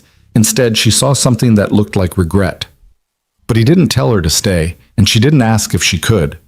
Evelyn made the call to Patricia, who was simultaneously relieved, furious, and already making arrangements. A car will be there in 2 hours, Patricia said crisply, and we need to talk about everything. I know. She packed quickly. There wasn't much to pack. The wedding dress, carefully folded despite its ruined state. Noah's flannel shirt, which she started to take before realizing that would be weird, and leaving it folded on the bed instead. The geode from Mia, wrapped carefully in tissue. Noah made them all lunch, sandwiches again, because apparently that was his default. They ate in uncomfortable silence, all the easy warmth of the previous days gone. Mia picked at her food, shooting looks between her father and Evelyn like she was trying to figure out how to fix things. "I don't want you to go," Mia said finally, her voice small. "I know, sweetie. But sometimes the grown-up thing to do is to leave when you've made a mess of things. Can you come back after Dad stops being sad mad?" Evelyn looked at Noah, who was suddenly very interested in his sandwich. "I don't know," she said honestly. "That's up to your dad." The car arrived exactly when Patricia said it would, a sleek black SUV that looked absurdly out of place on the dirt road. The driver was professional and discreet, loading Evelyn's minimal belongings without comment. Mia hugged her goodbye, squeezing tight. "Remember what the geode means," she whispered. "I will." Noah walked her to the car, his hands in his pockets. For a moment they just stood there, looking at each other, and Evelyn tried to memorize his face. The gray eyes, the worry lines, the solid presence of him. "Thank you," she said, "for everything. For stopping on that road. For taking me in. For showing me what real kindness looks like. You're welcome." He paused, then added quietly, "For what it's worth, I'm glad I stopped. Even with all of this, I'm glad I met you." It wasn't forgiveness, but it was something. Evelyn held on to it as she climbed into the car, as the driver pulled away, as she watched Noah and the cabin disappear in the rearview mirror. She'd come to Montana running from a lie, and she'd left having told a bigger one. But somewhere in between, in that small cabin with a widower and his daughter, Evelyn had found something she hadn't known she was looking for. She'd found home. And then she'd lost it. The geode sat heavy in her lap, reminding her that beautiful things could exist inside broken vessels, reminding her that she needed to be brave enough to show people what was inside, even when it was terrifying. Tomorrow she'd go back to being Evelyn Grace, billionaire heiress. But tonight, as the Montana landscape rolled past, she let herself be just Evelyn, flawed and scared and desperately wishing she could go back and do everything differently. But there was no going back. There was only forward. And forward, she was beginning to realize, might mean finding a way to make this right. The city hit Evelyn like a wall of noise and glass and obligations she'd forgotten existed. Patricia met her at the penthouse with a tablet full of missed meetings, a stack of documents requiring signatures, and an expression that managed to convey both relief and profound disappointment. 3 days, Patricia said, following Evelyn through the marble foyer. "You disappeared for 3 days. Your father threatened to have me fired. The board called an emergency meeting. Marcus has been doing interviews saying you had a breakdown." Evelyn set down Mia's geode on the entrance table. It looked absurdly out of place among the crystal sculpture and fresh orchids, and turned to face her assistant. Patricia was 52, unflappable, and had been with the family since before Evelyn was born. She'd seen Evelyn through tantrums and graduations and her mother's funeral. If anyone had earned the right to be angry, it was her. "I'm sorry," Evelyn said. "I wasn't thinking clearly." "That much is obvious," Patricia's voice softened slightly. "Are you all right? Really all right?" "I don't know." Evelyn walked to the floor-to-ceiling windows that overlooked the city. 23 floors up, the world looked small and manageable, nothing like the raw reality of pine trees and gravel roads. "I don't think I've been all right in a very long time." "You called off the wedding. That's all right." "I didn't call it off. I ran away from it in a wheelchair and let a stranger think I was helpless so I could test if people would be kind to me." Evelyn laughed bitterly. "And then I lied to him and his daughter for 2 days because I was too much of a coward to tell the truth." Patricia was quiet for a long moment. "That doesn't sound like you." "Maybe it's exactly like me. Maybe I've been lying to everyone for so long that I don't know how to do anything else." Evelyn pressed her forehead against the cool glass. "Marcus was right about one thing. I am damaged goods." "Marcus is an idiot who couldn't see value if it wasn't printed on a bank statement," Patricia said sharply. "And whatever you did in Montana, whatever mistakes you made, they came from a place of pain. That doesn't excuse them, but it explains them." "I hurt people, Patricia. Good people who didn't deserve it. Then make it right. Evelyn turned to look at her assistant. How? I don't know. But I've watched you solve problems 1,000 times more complicated than this. You'll figure it out. Patricia consulted her tablet. But first, you need to deal with your father. He's been calling every hour, and the press is starting to ask questions about why you missed your own wedding. The next week was a blur of damage control and obligations. Evelyn met with her father, a tense lunch where Charles Grace made it clear that running away from a wedding, regardless of the reason, was unacceptable behavior for someone in her position. She sat through board meetings where she could feel the other members evaluating her, wondering if she was stable enough to run the company. She gave a carefully worded statement to the press about calling off the wedding due to personal differences, and watched Marcus do his own interview painting himself as the victim of an unstable woman. Through it all, Evelyn felt like she was moving through water, everything muffled and distant. Her penthouse felt like a museum, beautiful and cold. Her office felt like a cage, all glass and steel and expectations. Even her clothes felt wrong, designer suits and Italian leather when all she wanted was flannel and comfort. She kept Mia's geode on her desk, tucked beside her computer where she could see it. Her executive team clearly thought it was an odd decorating choice, but no one asked about it. No one asked about anything real. They asked about market projections and quarterly reports and strategic initiatives, but no one asked if she was okay, if she needed help, if the person inside the expensive suit was actually holding together or falling apart. 2 weeks after leaving Montana, Evelyn was in a meeting with her CFO when her phone buzzed with a text from an unknown number. She glanced at it discreetly. "This is Mia. I got your number from when you charged your phone at our house. Dad doesn't know I'm texting. Are you okay?" Evelyn's heart clenched. She typed back quickly under the table. "I'm okay, sweetie. How are you?" "Sad? Dad is sad too, but he pretends he's not. He goes to his workshop a lot and works really late. I think he misses you." "Mia, I'm in a meeting. Can I call you later?" "Okay, but don't tell Dad I texted. He'll be mad I took your number." "Our secret. Talk soon." Evelyn looked up to find her CFO staring at her expectantly, clearly waiting for a response to a question she hadn't heard. "I'm sorry, could you repeat that?" The meeting dragged on for another hour, but Evelyn's mind was in Montana, in a cabin with a 9-year-old who texted in complete sentences and worried about her father.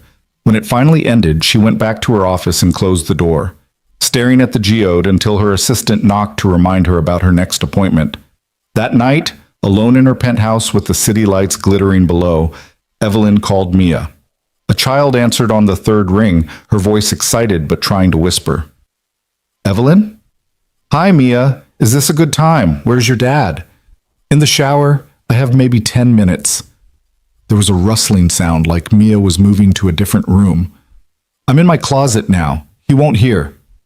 "You shouldn't have to hide to talk to me."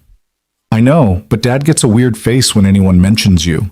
Not mad, just sad, like he doesn't want to talk about it." Mia paused. "Do you miss us?" The question was so direct, so vulnerable, that Evelyn felt tears spring to her eyes. Every single day. "Good.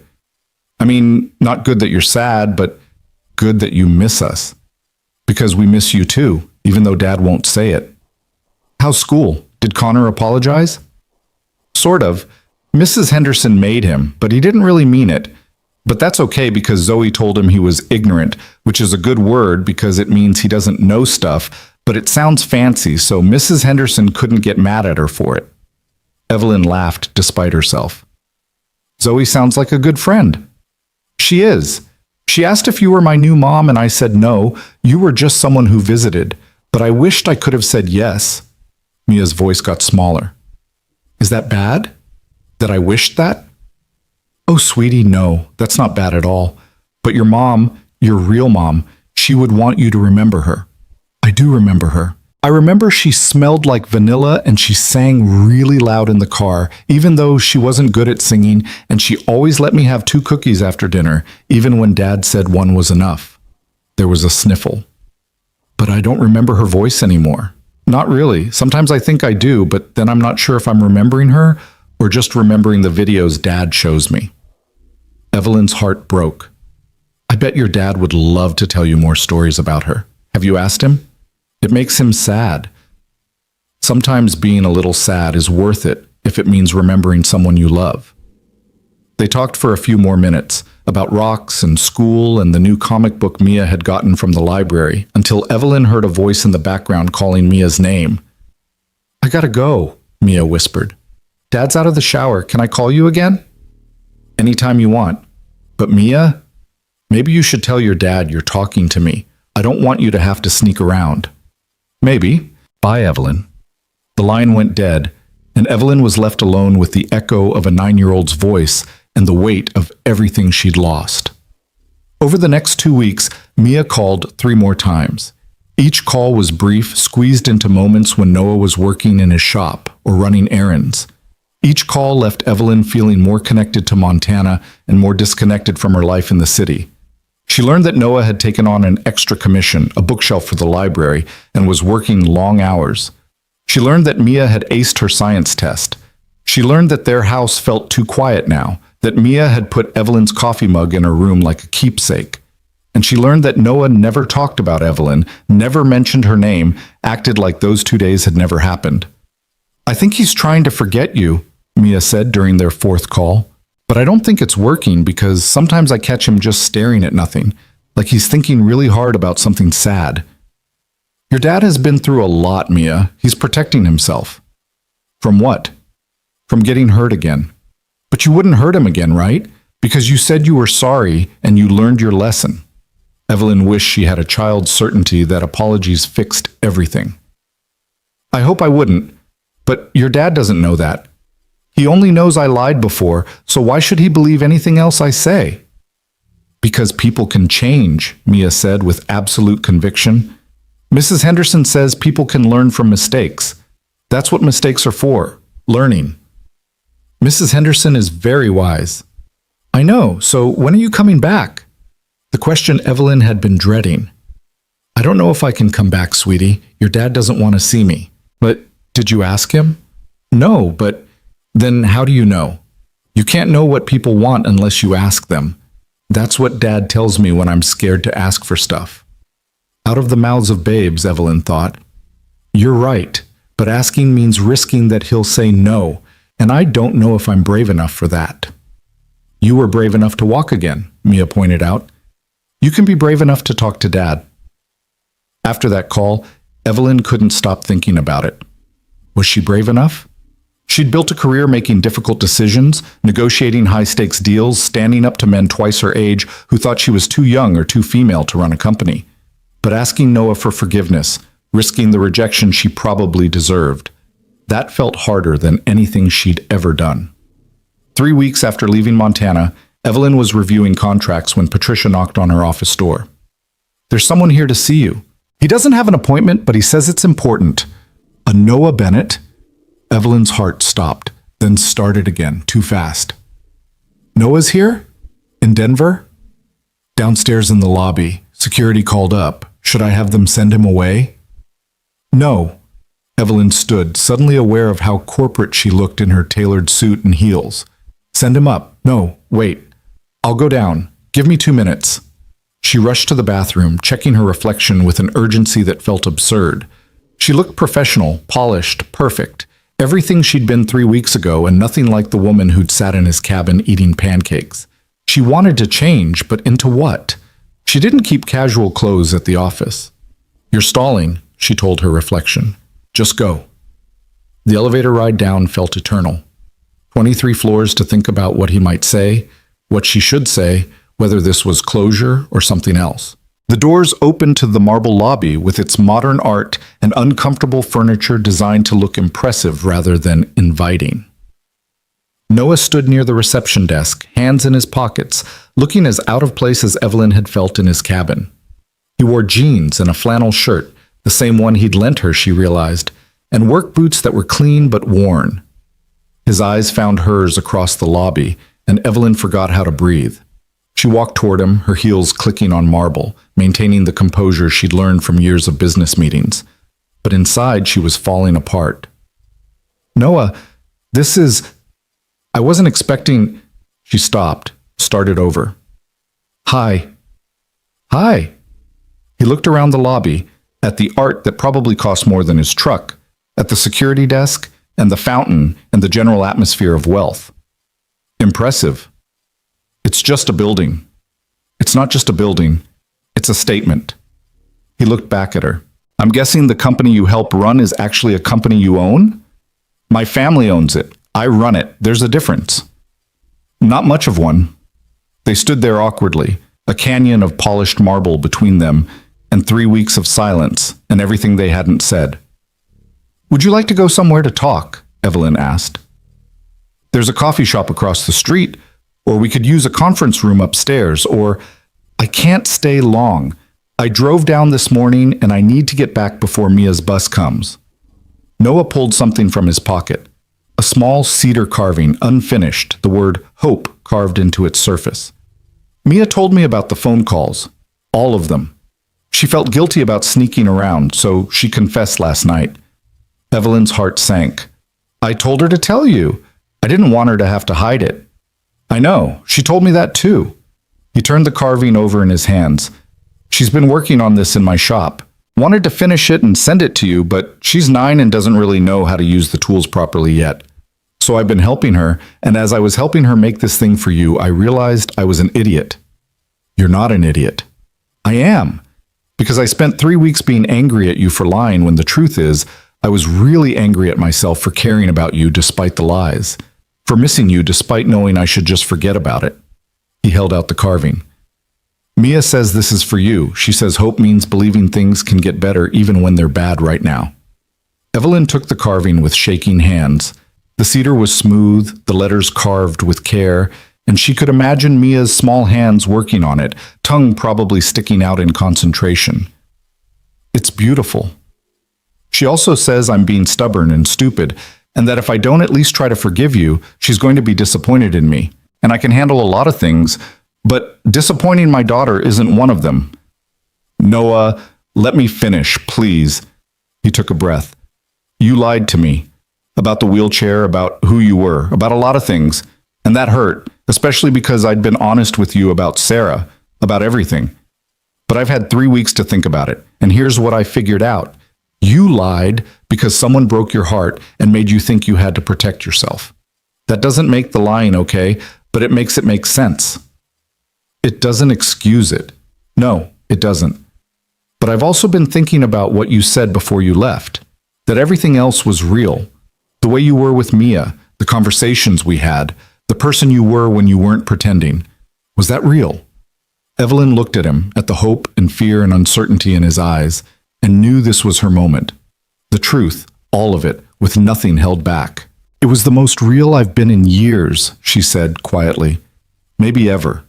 Everything I felt in your home, every laugh with Mia, every conversation with you, that was me. The real me. The me I forgot I could be. And this? He gestured at the lobby, the building, the life she inhabited. Is this the real you too? This is the obligated me. The responsible me. The me that does what's expected because that's what I've always done. She looked down at the carving in her hands. But I don't know if it's the me I want to be anymore.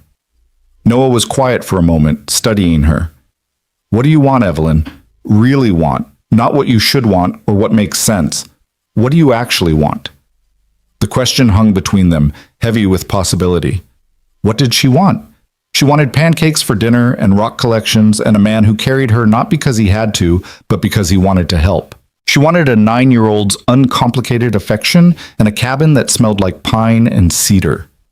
She wanted to be someone who built things with her hands instead of managing portfolios and attending board meetings. But wanting something and being able to have it were different things.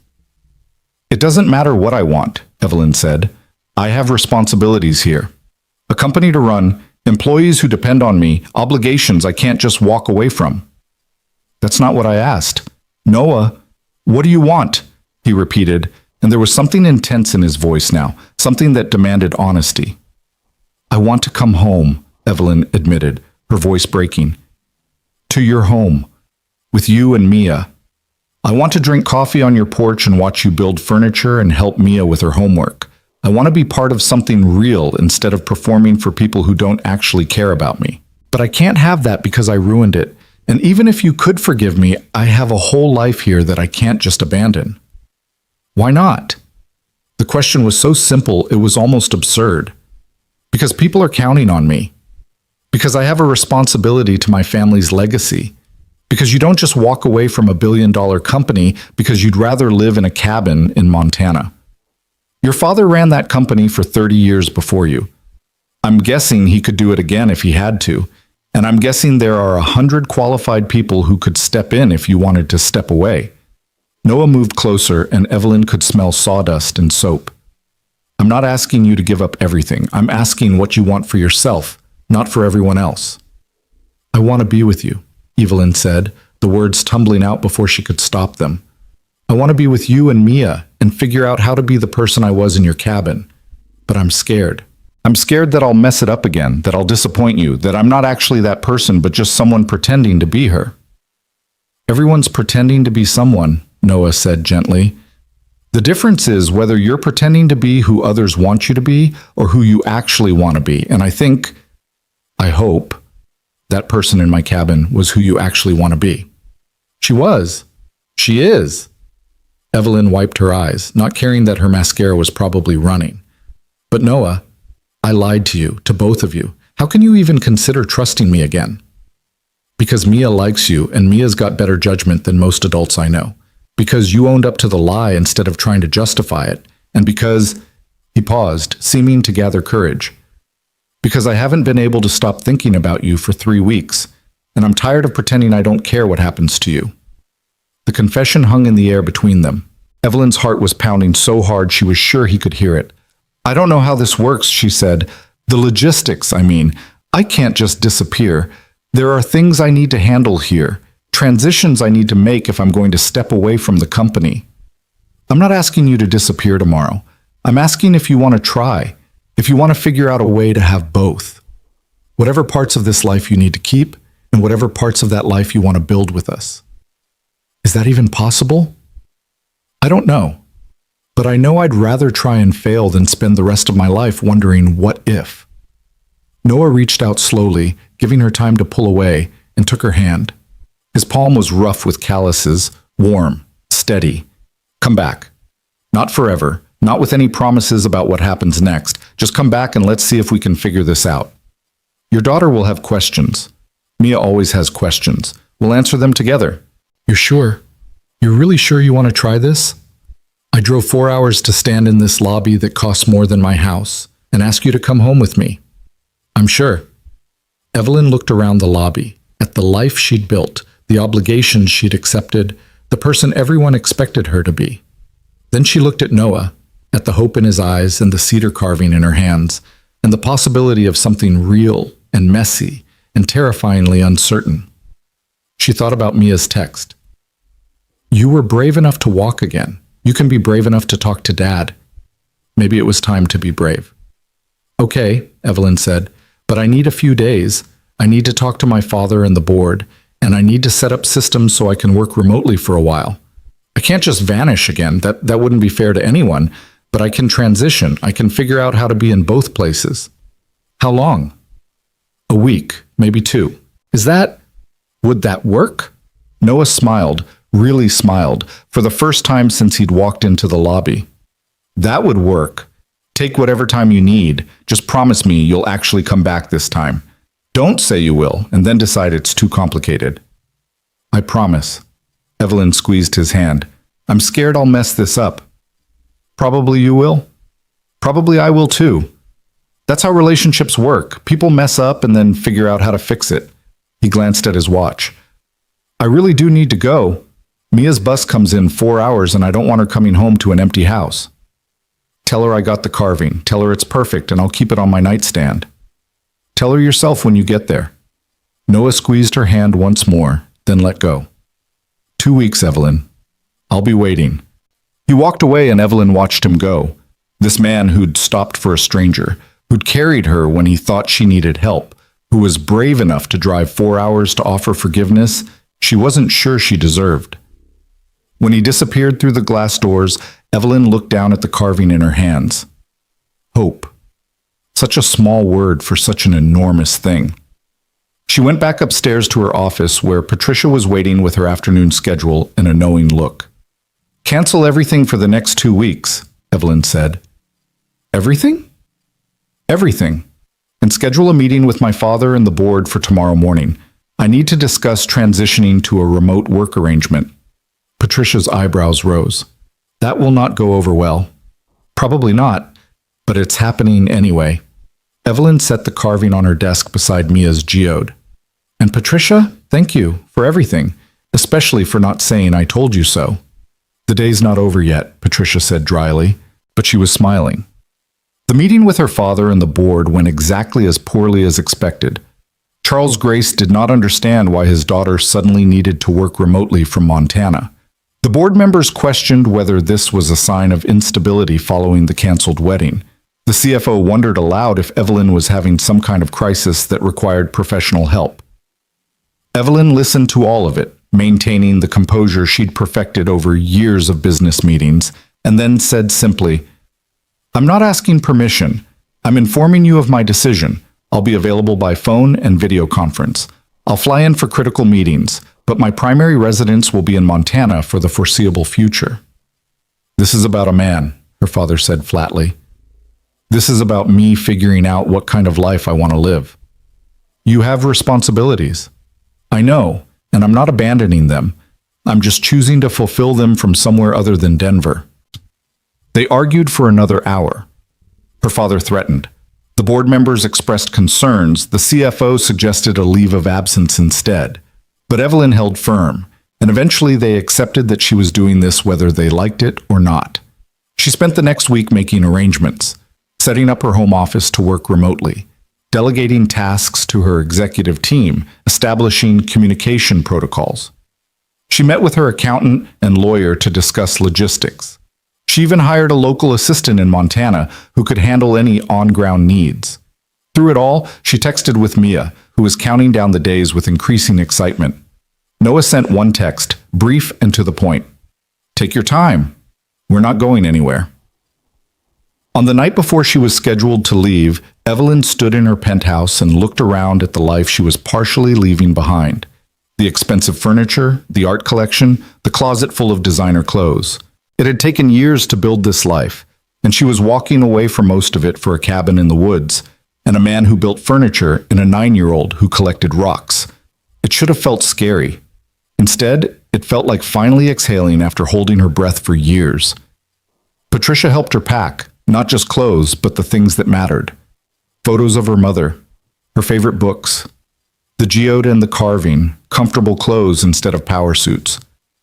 "You're really doing this," Patricia said, folding a sweater. "I really am."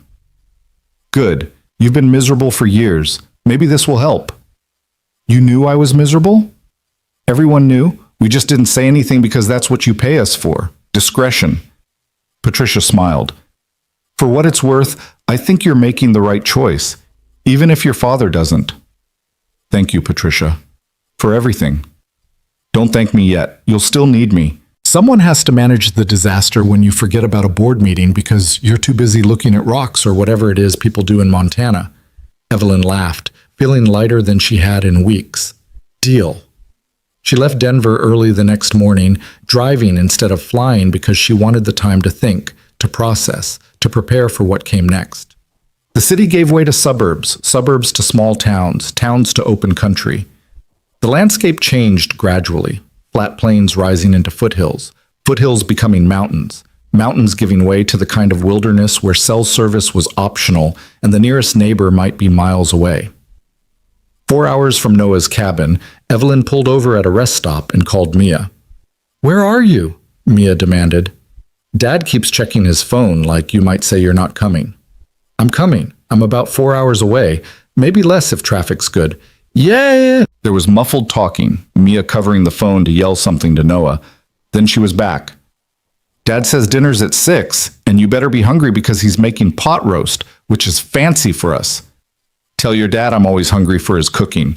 "She says she's always hungry for your cooking," Mia yelled, clearly not covering the phone this time. "Dad says that's good because he made too much as usual. Are you nervous?" "Very nervous." "Don't be. We're just us. You know us already." A pause. Well, the real us. And now you'll be the real you. So it'll be like starting over, but better because we already like each other. Out of the mouths of babes. You're very wise, you know that? Mrs. Henderson says I'm precocious, which I think is the same thing. They talked for a few more minutes before Mia had to go help set the table. Evelyn sat in her car at the rest stop, watching mountains rise in the distance, and thought about what Mia had said. Starting over but better because they already knew they liked each other. Maybe that was enough. Maybe that was everything. She got back on the road. The last hour of the drive felt eternal and too fast at the same time. Every mile brought her closer to a future she'd chosen instead of inherited, and with every mile the knot in her stomach tightened. What if this was a mistake? What if she couldn't make it work? What if Noah realized she was too damaged, too complicated, too much? But then she turned onto the gravel road that led to his cabin, and she saw Mia standing at the end of the driveway, bouncing on her toes with excitement, and all the doubts fell away. Evelyn parked and barely had time to get out before Mia launched herself forward, wrapping her arms around Evelyn's waist. You came. You really came. I promised I would. Evelyn hugged her back, feeling tears prick her eyes. Come on, Dad's inside pretending he's not nervous, but he keeps checking the pot roast like it's going to burn, even though it's not even time yet. Mia grabbed Evelyn's hand and pulled her toward the cabin. Noah appeared on the porch, wearing jeans and a button-down shirt that looked suspiciously new, his hair still damp from a shower. He smiled when he saw her, tentative but real. You made it. I made it. Evelyn climbed the porch steps, still holding Mia's hand. 4 hours and 2 gas station coffees later, but I made it. Good. He looked at her like he was memorizing her face, checking to make sure she was real. Welcome home. Home. The words settled over her like a blanket, warm and safe and exactly right. Come see my room, Mia demanded. I cleaned it and everything, well, mostly everything. The rock collection got bigger, so there's rocks on kind of every surface, but that's organized mess, which Dad says is better than disorganized mess. Evelyn let herself be pulled inside, and the smell of pot roast and cedar and home washed over her. Nothing had changed. Same worn furniture, same photos on the mantle, same comfortable chaos. But everything felt different because this time she wasn't a guest. This time she was staying. Dinner was warm and noisy and perfect. Mia talked nonstop, telling Evelyn everything she'd missed in the 3 weeks. The new rock she'd found, the science fair project she was planning, the fact that Connor Michaels had actually apologized for real this time because his mom made him. Noah was quieter, but his eyes kept finding Evelyn across the table, checking to make sure she was still there. After Mia went to bed, after much protesting that she wasn't tired even though she was clearly exhausted, Noah and Evelyn sat on the porch, watching the stars come out over the pine trees. This is going to be hard, Noah said finally. Figuring out how this works. Your life there. Our life here. I know. And there's going to be awkward moments. Questions we don't know how to answer. Times when we don't know what we are to each other. I know that too. But I want to try. If you do. Evelyn reached over and took his hand, lacing their fingers together. I want to try. I want to build something real with you. No lies, no tests, no pretending. Just us, figuring it out as we go. Just us, Noah agreed. He squeezed her hand. Thank you for coming back, for being brave enough to try. Thank you for letting me, for forgiving me when you didn't have to. They sat in comfortable silence as night deepened around them, and Evelyn thought about hope, the word carved into cedar, the thing Mia believed in, the fragile possibility that broken things could be mended and lives could change course. She'd come to Montana running from a lie. She'd left carrying the weight of a bigger one, but she'd come back ready to tell the truth about who she was, who she wanted to be, and what she was willing to fight for. Inside the cabin, a home she was learning to think of as hers, Mia slept with the geode on her nightstand. In the workshop, half-finished furniture waited for Noah's careful hands. And on the porch, 2 people who'd found each other in the most unlikely way sat hand in hand, hoping that this fragile, precious thing they were building would be strong enough to last. It wouldn't be easy. It wouldn't be perfect. But it would be real. And real, Evelyn was finally learning, was worth any risk. The first week back felt like learning to breathe underwater. Evelyn woke each morning in the guest room. Noah had insisted, saying they needed to take things slow, to the sound of Mia's alarm clock blaring down the hall and the smell of coffee already brewing. She'd lie there for a moment, disoriented by the absence of city noise, the presence of birdsong, the way sunlight filtered through simple curtains instead of automated blinds. It was strange and uncomfortable and absolutely right. She'd emerged to find Noah already dressed for the day, usually covered in sawdust from an early morning session in the workshop, pouring coffee into mismatched mugs. Mia would appear minutes later, hair tangled from sleep, already talking about whatever dream she'd had, or fact she'd remembered, or plans she'd made for after school. "We should go to the creek this weekend," Mia announced on the third morning, spreading peanut butter on toast with aggressive enthusiasm. "Now that Evelyn can walk, we can go to the good spots that are too far for the wheelchair. There's this place where the water pools and you can see crawfish if you're really quiet." "If Evelyn wants to," Noah said, glancing at her over his coffee. "She might have work to do." "I'd love to see the crawfish," Evelyn said. "Work can wait until Sunday." It was a small moment, barely worth noting, but it felt significant. Work could wait. When had she ever said that before? When had anything been allowed to wait when the company needed her? The video conferences were jarring, though.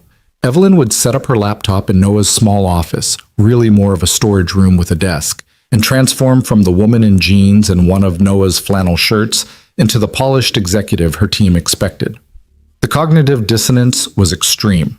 One minute she'd be helping Mia with fractions, the next she'd be discussing market projections with people who still thought she was in Denver. On Thursday, she was in the middle of a board meeting when Mia burst into the room, clearly forgetting Evelyn was on a call. "Evelyn, come quick! There's a deer in the yard with a baby, and it's so cute, and oh!" Mia froze, seeing the laptop, the professional blazer Evelyn had put on just for the video call. "Sorry, I didn't know you were working." Evelyn muted herself quickly. "It's okay, sweetie. Give me 10 minutes and I'll come see the deer, okay?" Mia nodded and disappeared, but not before one of the board members asked, "Who was that?" Evelyn hesitated, not sure what to call Mia. Not her daughter, not exactly a stepdaughter, when she and Noah hadn't even defined what they were to each other. "A friend's daughter. I'm staying with friends while I work remotely." It wasn't a lie exactly, but it felt like one. After the meeting ended, Evelyn sat in the small office feeling the weight of all the pieces of her life that didn't quite fit together. The executive and the woman learning to live in a cabin. The billionaire and the person who got excited about seeing crawfish. The person everyone expected her to be and the person she was trying to become. Noah found her there 20 minutes later, still staring at the blank screen. "Mia feels bad about interrupting," he said, leaning against the doorframe. "I told her it was fine, that everyone has interruptions, but she's worried you're mad." "I'm not mad. I'm just—" Evelyn gestured helplessly at the laptop, at the room, at everything. "I'm trying to figure out how to be both people at once, and I don't think it's working." "Both people?" "The person they need me to be, and the person I want to be with you and Mia. They don't fit together, like trying to wear a ball gown to go hiking." Noah pulled up the only other chair in the room, a folding metal one that had seen better days, and sat down. "You know what I think? I think you're trying too hard to keep them separate. Like there's Work Evelyn and Montana Evelyn, and they can't ever overlap." "They can't. You saw what happened when Mia came in. I had to explain who she was like she was nobody, and that felt awful. So stop explaining. Stop hiding. Tell them you're living in Montana with a single dad and his daughter. Tell them you're figuring out a different kind of life. Let the people overlap." He reached over and took her hand. "Unless you're embarrassed of us," which I'd understand given— "No," Evelyn interrupted. "God, no, I'm not embarrassed. I'm just trying to protect this. Protect us. The moment I tell people about you and Mia, they'll have opinions. My father will have opinions. The board will question my judgment. The press will dig into your life and Mia's life and make everything complicated." "It's already complicated," Noah pointed out, "and keeping secrets didn't work out so well last time." He was right, and they both knew it. But knowing it didn't make it easier. That evening, after Mia had gone to bed, Evelyn and Noah sat on the porch with blankets wrapped around their shoulders against the autumn chill. The sky was impossibly clear, stars scattered like diamonds on velvet. I need to tell you something, Noah said, his voice quiet, about why I'm being so careful, about why I keep saying we should take things slow. Evelyn waited, sensing this was important. After Sarah died, I dated someone. About a year later. Rachel. She was nice, normal, a teacher at Mia's school. We went out a few times, and I thought maybe I could do this. Maybe I could move forward. He was staring out at the dark trees, not looking at Evelyn. Mia got attached really fast, started calling Rachel her friend, talking about her all the time, asking when she was coming over, and then Rachel decided it was too much. The widower with a kid, the baggage, the whole situation. She ended it after 2 months. Mia was devastated. Not because she understood what dating was, but because she thought she had a new friend, and suddenly that friend was gone. She cried for weeks, asked what she'd done wrong, why Rachel didn't like her anymore. His voice cracked slightly. I swore after that I wouldn't bring anyone into her life unless I was absolutely sure. Unless I knew they were staying. Evelyn felt the weight of that responsibility settle on her shoulders. And you're not sure I'm staying? I want to be sure. But Evelyn, you've got $1 billion company and a penthouse in Denver and a whole life that has nothing to do with a cabin in Montana. What happens when winter comes and it's 20 below and the power goes out and you're stuck here for days with nothing to do? What happens when you miss the museums and restaurants and culture? What happens when being here stops feeling like an adventure and starts feeling like a prison? You think I'll leave? I think you might realize this isn't what you want. And that's okay. It's your right to change your mind. But Mia's already so attached to you. If you leave again, it'll break her heart. And honestly, it'll break mine too. The confession hung in the cold air between them. Evelyn turned to look at him, at the vulnerability in his face, the fear he was finally admitting. I can't promise I won't make mistakes, she said slowly. I can't promise this will be easy, or that I won't have moments where I don't know if I can do this. But Noah, I drove 4 hours to get here. I restructured my entire life. I stood up to my father in a boardroom full of men who think I'm crazy. I didn't do that on a whim. I did it because when I was in Denver, all I could think about was coming home. Here, to you, and Mia. It's only been a week. It's been a week that felt more real than the last 10 years of my life. A week where I woke up happy instead of dreading the day. A week where I laughed every single day, where I felt like I mattered for who I am instead of what I can do for other people. She shifted closer to him, the blanket sliding off one shoulder. I'm not saying there won't be hard days, I'm sure there will be. But I'm choosing this. I'm choosing you. Noah looked at her for a long moment, searching her face for certainty. Whatever he found there must have been enough, because he leaned forward and kissed her, soft and tentative and full of hope. It was their first real kiss. Everything before had been charged with uncertainty, weighted with lies and questions. But this was honest. This was two people deciding to trust each other despite the fear, despite the very real possibility of getting hurt. When they pulled apart, Noah rested his forehead against hers. Okay, he whispered. Okay, we try. For real this time. For real this time, Evelyn agreed. The next morning, Evelyn woke to find a note slipped under her door. Mia's handwriting, careful and round. Dad told me you're staying for real this time. I'm really happy. Can we have pancakes to celebrate? They had pancakes. And over breakfast, with Mia chattering about school and Noah smiling into his coffee, Evelyn felt something shift. This wasn't just an experiment anymore. This wasn't just running away from her old life. This was building a new one, piece by piece, pancake by pancake, conversation by conversation. The weeks that followed fell into a rhythm. Evelyn worked mornings while Noah was in his workshop and Mia was at school. She took calls, reviewed documents, made decisions that affected hundreds of employees and millions of dollars. But she did it in comfortable clothes, with breaks to refill her coffee and look out the window at pine trees instead of skyscrapers. In the afternoons, she'd close the laptop and rejoin the world of the cabin. She learned to help Noah in the workshop, sanding edges and applying stain under his careful instruction. She discovered she was terrible at it, but loved it anyway, loved the smell of wood and varnish, loved watching something take shape under her hands. She helped Mia with homework at the kitchen table, struggling through the new math they taught in elementary schools now, laughing when Mia had to explain it to her like she was the student. She learned to cook Noah's simple recipes, graduated from watching to helping to occasionally making dinner herself. And slowly, carefully, she and Noah navigated what they were to each other. They held hands on the porch. They kissed goodnight before going to their separate rooms. They had long conversations about everything and nothing, his childhood in Montana, her lonely upbringing with nannies and boarding schools, the dreams they'd had as kids, and the ones they were building now. One evening, about 3 weeks after Evelyn's return, Mia asked the question they'd been dancing around. "Are you and Dad dating?" She was working on a diorama for school, carefully gluing cotton balls to look like clouds. Because Lucy Chen says when adults hold hands and kiss, that's dating. Evelyn glanced at Noah, who suddenly looked very interested in the book he was reading. "I guess we are," she said carefully. "Is that okay with you?" Mia considered this, adding another cotton ball to her sky. "Will you get married?" Noah started, but Mia talked over him. "Because if you get married, that would make you my stepmom, right? Which would be cool because then I'd have a mom again. Not the same as my real mom, but still a mom." Evelyn's throat tightened. "Sweetie, your dad and I are just starting to figure out what we are to each other. Marriage is way down the road, if it happens at all. But you like him, right? And he likes you. I can tell because he smiles different now than he did before you came back.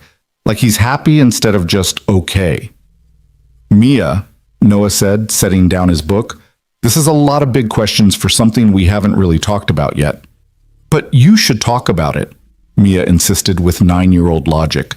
"Because if you like each other and you want to be together, you should just say so. That's what Mrs. Henderson says. People should use their words instead of hoping other people can read their minds." After Mia went to bed, Noah and Evelyn sat on the porch in silence for a long time. "Sorry about that," Noah said finally. "She's not usually so direct about personal stuff."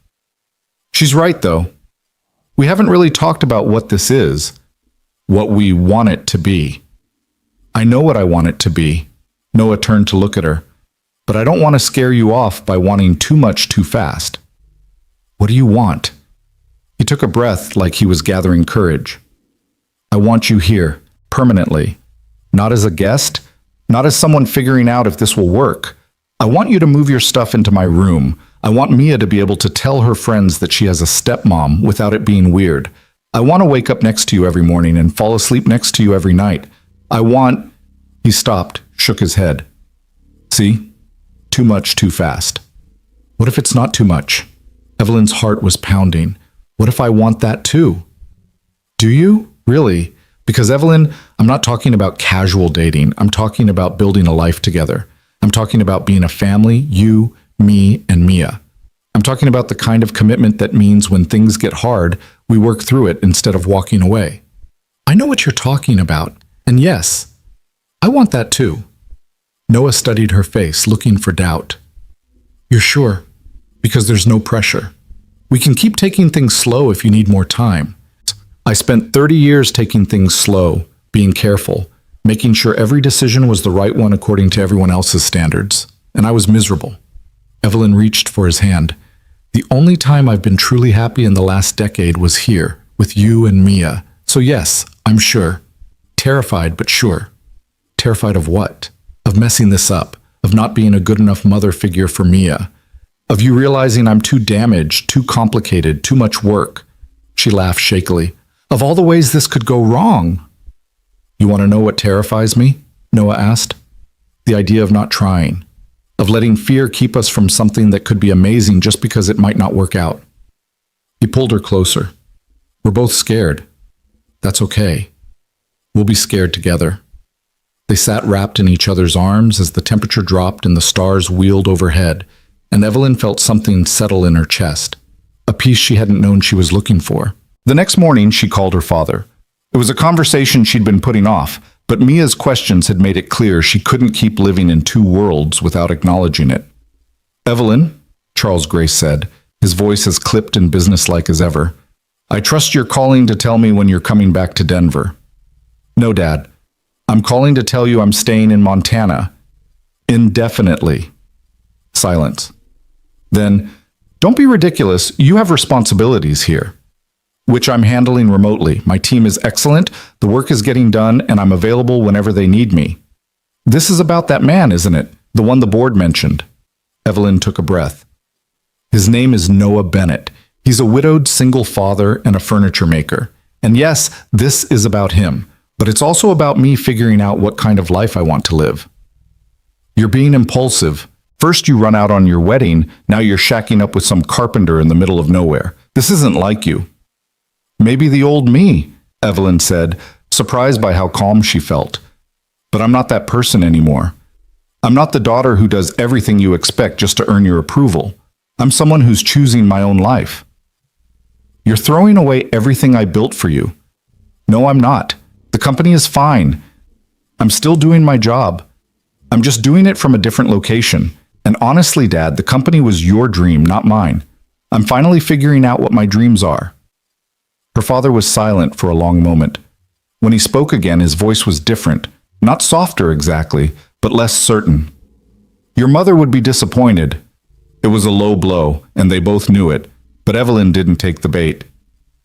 Mom told me once, right before she died, that she wished she'd been braver, wished she'd chosen what she wanted instead of what was expected. She made me promise I wouldn't make the same mistake. It wasn't quite true. Her mother had been heavily medicated at the end, and most of their conversations had been fragments and confusion, but the spirit of it felt true. I'm keeping that promise. I see. Charles cleared his throat. Well, I suppose you're an adult and entitled to make your own mistakes, but don't expect me to support this. I don't need your support, Dad, but I'd like it. I'd like you to meet Noah and Mia to see why I'm choosing this. But if you can't do that, I understand. After the call ended, Evelyn sat in the small office feeling lighter than she had in years. She'd done it. She'd chosen herself over her father's expectations, over the company, over the life everyone assumed she'd live. Noah found her there an hour later, staring out the window. How'd it go? About as well as expected. He thinks I'm making a mistake. Are you? Evelyn turned to face him, this man who'd stopped for a stranger, who'd forgiven her when he didn't have to, who was offering her a life she'd never imagined wanting. No, she said. I don't think I am. That weekend they went to the creek like Mia had wanted. The trail was narrow and rocky, winding through pine trees and over fallen logs, and Evelyn was breathless by the time they reached the pool where the water collected. But it was worth it. The water was so clear she could see every stone on the bottom, and sure enough, there were crawfish scuttling among the rocks. Mia waded in carefully, jeans rolled up to her knees, trying to catch one. Noah sat on a boulder, one arm around Evelyn's shoulders, watching his daughter with the kind of contentment that came from being exactly where you were supposed to be. Thank you, Evelyn said quietly. For what? For this. For giving me a second chance. For believing I could be someone different than who I was. You were always this person, Noah said. You just needed a place where it was safe to be her. They stayed at the creek for hours, long past when they probably should have headed back. They had a picnic lunch on the rocks. Sandwiches Noah had packed, apples from the local orchard, cookies Mia had helped make. They skipped stones and looked for interesting rocks and talked about nothing important. As the afternoon light started to slant golden through the trees, Mia came over to where Evelyn was sitting, her hands cupped around something.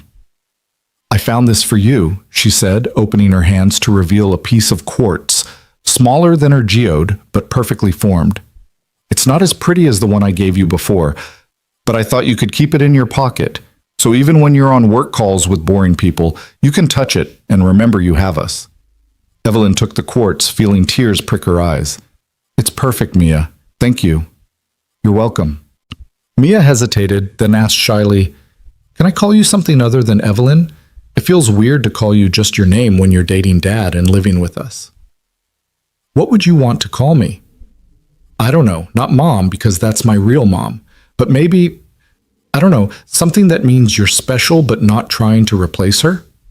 Noah started to intervene. Mia, you don't have to, but Evelyn stopped him. What about Evie? She suggested. That's what my mom used to call me when I was little, before she got sick and everything got formal and sad. Mia tested it out. Evie, I like it. It sounds friendly. Can I call you Evie? I would love that. On the walk back to the cabin, Mia held both their hands, swinging between them, chattering about school and rocks and whether they could get a dog. Noah caught Evelyn's eye over his daughter's head and smiled, and Evelyn felt her heart so full it might burst. This was it. This was the life she'd been running toward without knowing it. Not perfect, not easy, but real and warm and full of the kind of love that didn't come with conditions or price tags. That night, after Mia was in bed, Evelyn moved her things from the guest room to Noah's room. It wasn't a grand gesture, just her clothes in his closet, her toiletries in his bathroom, her books on his nightstand, but it felt monumental anyway. Noah watched from the doorway as she unpacked, his expression unreadable. Second thoughts? Evelyn asked, trying to keep her voice light. No, just making sure this is real, that you're really here, really staying. I'm really staying. She set down the stack of clothes and crossed to him. I know it's fast. I know we're still figuring things out. But Noah, I love you. I probably loved you from the moment you stopped for a stranger on the road, but I definitely love you now. And I love Mia. And I love this life we're building together. He pulled her close, his arms solid and warm around her. I love you too. Have since you told Mia her comic book theory about the girl with powers was profound. Maybe before that. Definitely by the time you stood up and told me the truth, even though you knew it would hurt. They stood there in the doorway between past and future, holding each other, and Evelyn felt the last pieces of her old life fall away. She wasn't Evelyn Grace, billionaire heiress anymore. Or she was, but that was just one part of her now. She was also Evie, Mia's almost stepmom. She was Noah's partner. She was someone who helped sand furniture and went hiking to see crawfish, and kept rocks in her pocket to remind her of what mattered. The next few weeks brought their own challenges. Evelyn had to fly to Denver for an emergency board meeting, and the separation was harder than she expected. She missed Mia's science fair presentation and felt guilty for days, even though Mia insisted it was fine and showed her all the photos. She had a fight with Noah about household responsibilities when she got so absorbed in a work crisis that she forgot to pick up groceries like she'd promised. But they worked through it. They talked instead of letting resentments build. They apologized when they messed up. They figured out systems and schedules and ways to balance Evelyn's work responsibilities with the life they were building together. Mia helped in her own way. She'd appear in the office when Evelyn had been working too long, announcing it was time for a break, and they needed to go look at something interesting outside. She'd draw pictures of the three of them and leave them on Evelyn's desk. She'd give Evelyn rocks with notes attached. For when work is hard and you need to remember we love you. One evening in late November, with snow starting to fall and the cabin warm from the fire Noah had built, Evelyn's phone rang. Patricia. I'm sending you something, Patricia said without preamble. Check your email. Evelyn put her on speaker and opened her laptop. The email contained a single document, a proposal for restructuring her role at the company. Instead of CEO, she'd become chair of the board, with someone else handling day-to-day operations. She'd be involved in major decisions, but not responsible for the minute-by-minute management that required her constant attention. I didn't ask for this, Evelyn said slowly. I know, but I've been watching you for the last 2 months, and you're happier than I've ever seen you. You're also exhausted from trying to do 2 full-time jobs. This would give you the flexibility to actually live in Montana instead of just surviving there between video calls. Patricia, the board is open to it. Your father is less opposed than he was. And I've already found 3 excellent candidates to take over as CEO. This could work, Evelyn, if you want it to. Evelyn looked at Noah and Mia, who were building a puzzle on the coffee table, their heads bent together over the pieces. She looked at the life they'd created, messy and imperfect and absolutely worth fighting for. Send me the details, she said. I want to see the full proposal. After she hung up, Noah asked quietly, What are you thinking? I'm thinking, Evelyn said slowly, that maybe I've been trying to keep one foot in each world instead of committing fully to either. And maybe it's time to actually commit. To Montana? To us. To this family. to building something that's mine, ours, instead of fulfilling someone else's vision of what my life should look like. She closed the laptop. I'm scared to let go of the company completely. It's been my identity for so long, but I'm more scared of losing this because I was too afraid to choose it. Mia looked up from the puzzle. Are you staying forever now? Like, for real forever? Yeah, baby, Evelyn said, the words feeling right and true and terrifying. For real forever. Mia launched herself at Evelyn, nearly knocking her off the couch with the force of her hug. Noah pulled them both close, and they sat there in a tangle of arms and laughter and joy. Outside, snow continued to fall, covering the world in white. Inside the cabin, three people who'd found each other in the most unlikely way held on to each other and the future they were building one day at a time. It wasn't the life Evelyn had planned. It wasn't the life anyone would have predicted for her. But it was hers, chosen and fought for, and absolutely worth every risk she'd taken to get here. And that, she thought, as she kissed Noah and listened to Mia chatter about building a snowman tomorrow, was the only thing that really mattered. Winter arrived in earnest the week after Thanksgiving, transforming the Montana landscape into something from a snow globe. Evelyn woke one morning to find the world outside blanketed in white, the pine trees heavy with snow, the silence so complete it felt like the earth was holding its breath. She lay in Noah's bed, their bed now, watching him sleep, his face peaceful in the early morning light. 3 months ago, she'd been preparing to marry a man who'd laughed at her when he thought she was poor.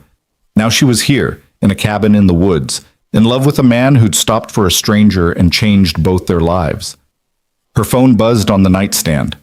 A text from Patricia.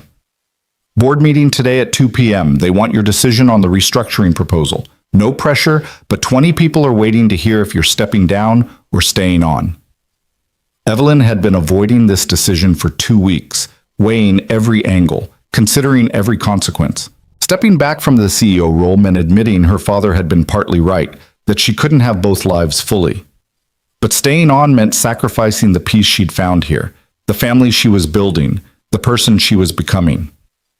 Noah stirred beside her, his eyes opening slowly. You're thinking too loud, he murmured, pulling her closer. I can hear your brain working from here. Sorry. Big meeting today. The board wants my answer. And what are you going to tell them? I don't know yet. She traced patterns on his chest, feeling the steady beat of his heart. What if I'm making a mistake? What if I step back and regret it? Then you'll deal with it. But Evelyn, I've watched you for 3 months now. You light up when you're helping Mia with homework or learning to make furniture. You look exhausted and stressed after every board call. Your body's already telling you what you want. You just have to be brave enough to listen. Before Evelyn could respond, Mia burst through the door without knocking, already dressed for school and vibrating with excitement. It snowed, like really snowed. Can we build a snowman after school, a huge one? And can we go sledding this weekend? Zoe said there's a great hill by her house and... She stopped, registering that they were still in bed. Oh, sorry. Should I have knocked? Yes, Noah said, but he was smiling. What's the rule about closed doors? Knock first, wait for permission. I forgot because snow. Mia bounced on her toes. But seriously, snowman after school? If Evie doesn't have work, Noah said, glancing at Evelyn. I'll make time, Evelyn promised. Snow doesn't wait for meetings. After Mia thundered back downstairs, Noah kissed Evelyn's forehead. See, you're already choosing. You just haven't made it official yet. The morning passed in the usual controlled chaos. Mia had a spelling test she'd forgotten to study for, requiring a frantic review over breakfast. Noah discovered a crack in one of his furniture pieces and had to restructure his whole day to fix it. Evelyn spilled coffee on her shirt and had to change, making her late for her first call. It was messy and imperfect and exactly what she wanted. At 2 o'clock, Evelyn sat in the small office with the door closed, her laptop open to the video conference that would determine her future. The board members appeared one by one on screen, serious faces in expensive suits, sitting in conference rooms that felt like a different universe from her cabin in Montana. Her father was there too, his expression carefully neutral. They hadn't spoken much since their last conversation, communicating mostly through Patricia and terse emails. But he was there, which meant something.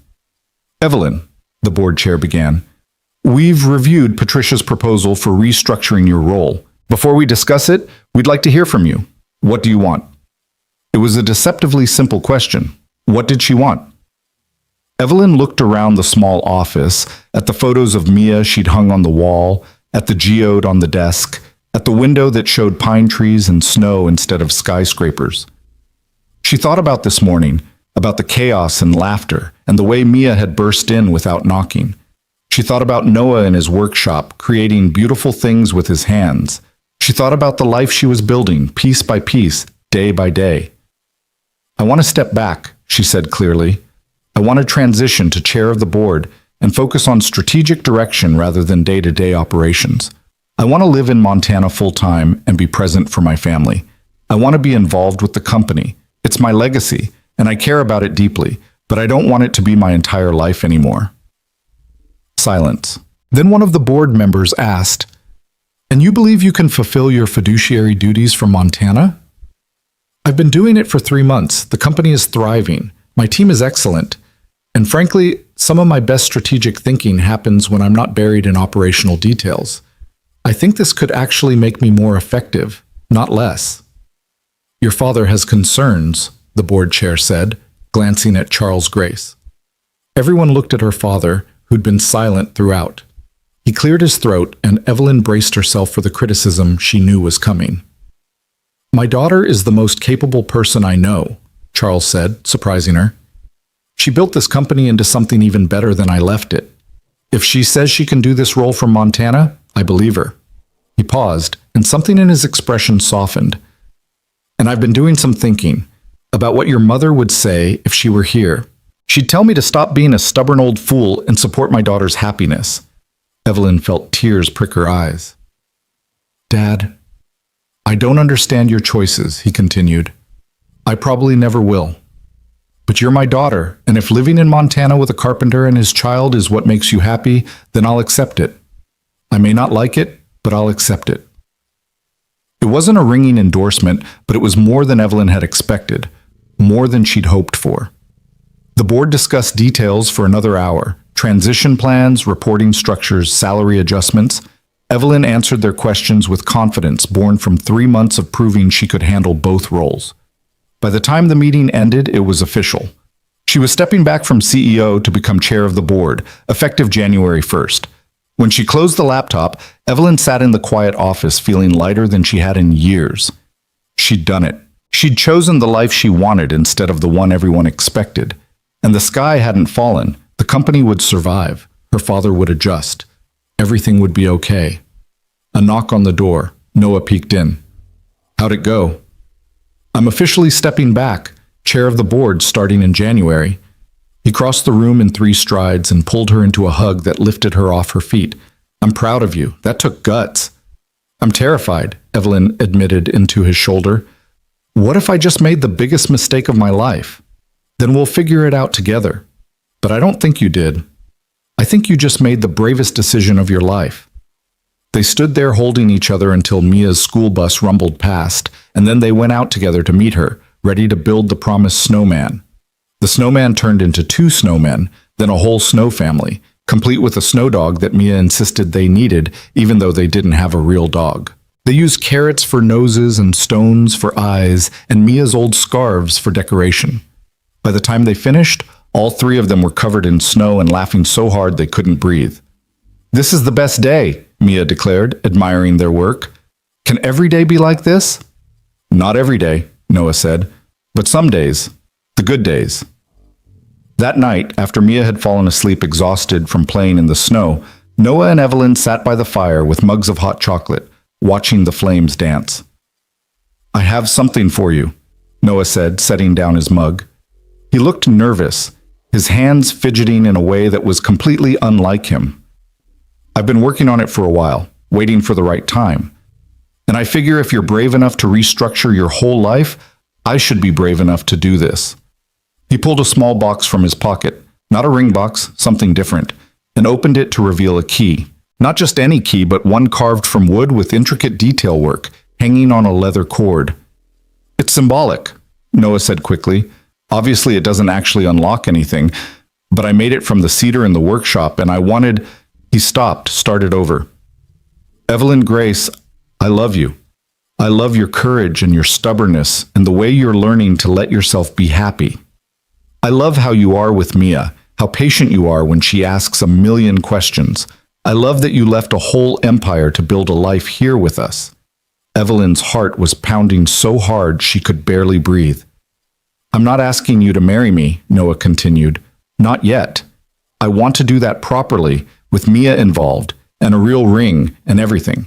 But I'm asking you to let this be your home, really your home, not just the place you're staying. I'm asking you to commit to this life, to this family, knowing it won't always be easy, but believing it will always be worth it. Yes, Evelyn said, her voice breaking. Yes to all of it. This is already my home. You and Mia are already my family. I don't need a ceremony to know that. He fastened the wooden key around her neck, his hands gentle. When I'm ready to propose, really propose, you'll know. But this is a promise, that there's always a place for you here, that you always have a home with us. They kissed by firelight, and Evelyn felt every piece of her life click into place. This was where she belonged, not in boardrooms or penthouses, but here, in a cabin in Montana, with a man who made her wooden keys and a girl who gave her rocks to remember she was loved. December brought more snow and the kind of cold that made the air hurt, but also a magic that Evelyn had never experienced in the city. They cut down a Christmas tree from Noah's property, Mia's choice, a slightly crooked pine that she declared was perfect because it had personality. They strung popcorn and cranberries because Mia wanted to do it the old-fashioned way like in books. They baked cookies that didn't turn out quite right but tasted delicious anyway. Evelyn flew to Denver twice for board meetings, but each time she couldn't wait to get back to Montana, to the cabin that was starting to feel more like home than anywhere she'd ever lived. Patricia sent care packages, expensive coffee, and her favorite chocolates, with notes that said things like "surviving without you, barely," and "the new CEO is competent but boring." A week before Christmas, Mia asked if they could visit Sarah's grave. It was the first time she'd mentioned her mother directly in weeks, and Noah looked uncertain, like he wasn't sure if this was healthy or concerning. "I want to tell her about Evie," Mia explained. "I think she'd want to know that we're okay now, that we're happy." So they went to the small cemetery on the edge of town, where Sarah Bennett's headstone sat under a pine tree she'd apparently loved. Evelyn hung back, giving Noah and Mia space, but Mia waved her over. "You should be here too. You're family now." They stood together in front of the grave, and Mia talked to her mother the way she talked to everyone, openly, honestly, with that uncomplicated directness that made Evelyn love her more every day. "Mom, this is Evie. She's Dad's girlfriend, and she lives with us now, and I really like her. She's not trying to replace you because nobody could replace you, but she makes Dad smile again, and she helps me with homework, and she's teaching me about business stuff, which is pretty cool." Mia paused. "I think you'd like her. She's kind, and she was really brave to leave her fancy life to be with us. That's the kind of brave I want to be when I grow up." Noah's arm came around Evelyn's shoulders, and she felt tears running down her face. They stood there for a long time in the cold, the three of them together, honoring the woman who'd come before while making space for the future they were building. On Christmas Eve, Evelyn's father called. She almost didn't answer. They'd been texting but not really talking, but something made her pick up. "Evelyn," he said, his voice gruff, "I wanted to wish you a Merry Christmas and to tell you something. Okay?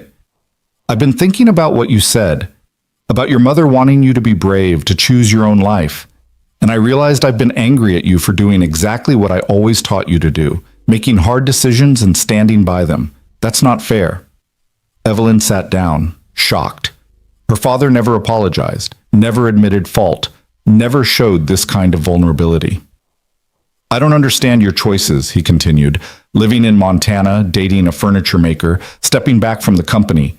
None of it makes sense to me, but I can see that you're happy. Your assistant tells me you smile during video calls now. You didn't used to do that." "Dad, let me finish. I'm not good at this kind of thing, so I need to say it all at once." He took a breath. "I'm proud of you for having the courage to build the life you want instead of the life I wanted for you. And I'd like to meet him. This Noah Bennett and his daughter. Not to judge or criticize, but because they're important to you, which makes them important to me." Evelyn was crying now, couldn't stop the tears even if she wanted to. "You mean that?" "I do. I'm thinking I could come visit after the holidays, if that would be all right. I'd like to see this place that made you brave enough to disappoint me." "You could come for New Year's," Evelyn said. "We're not doing anything fancy, but you'd be welcome." After they hung up, Noah found her on the porch, wrapped in a blanket, staring at the stars. "Everything okay?" he asked. "My father wants to visit, to meet you and Mia." Noah was quiet for a moment. "How do you feel about that?" "Terrified, but good. Like maybe all the pieces of my life can actually fit together after all." She looked at him. "Are you okay with it? Having him here? If you want him here, then I want him here. Though, fair warning, if he's rude to you or Mia, I will ask him to leave. I don't care how rich or powerful he is." Evelyn laughed through her tears. "Deal." Christmas morning was chaos and magic in equal measure. Mia woke them at 6, too excited to sleep, dragging them downstairs to see what Santa had brought. The gifts were modest compared to what Evelyn was used to: books and art supplies and a new rock collection display case Noah had built. But Mia acted like every present was treasure. Evelyn gave Mia a telescope she'd ordered secretly, perfect for stargazing and satisfying her curiosity about space. She gave Noah a set of Japanese chisels she'd found online, the kind real craftsmen used. Both of them looked at her like she'd given them the moon. But the best gift was the one Mia gave her, a photo album she'd made herself, full of pictures from the last 3 months. Evelyn at the kitchen table helping with homework. Evelyn covered in sawdust from the workshop. Evelyn and Noah on the porch. Evelyn and Mia at the creek. Every photo was labeled in Mia's careful handwriting. Our family. "I wanted you to have proof," Mia explained, "that you belong here, that we're yours and you're ours." Evelyn couldn't speak, could only pull Mia into a hug and hold on while she cried happy tears. They spent Christmas Day exactly as they'd spent every other day, making food together, laughing at jokes that weren't funny, sitting by the fire while snow fell outside. It was simple and perfect, and everything Evelyn hadn't known she needed. That night, after Mia had finally crashed from her sugar high, Noah took Evelyn's hand and led her out to the workshop. He'd set up 2 chairs facing his current project, the dining table he'd been working on for months, now finished and gleaming with fresh polyurethane. "I wanted to show you something," he said, pulling out a folder. "These are commission requests I've gotten in the last 2 months. More work than I can handle alone, actually, and I was thinking—" He paused, looking nervous. "What if we expanded? Hired an apprentice, maybe 2.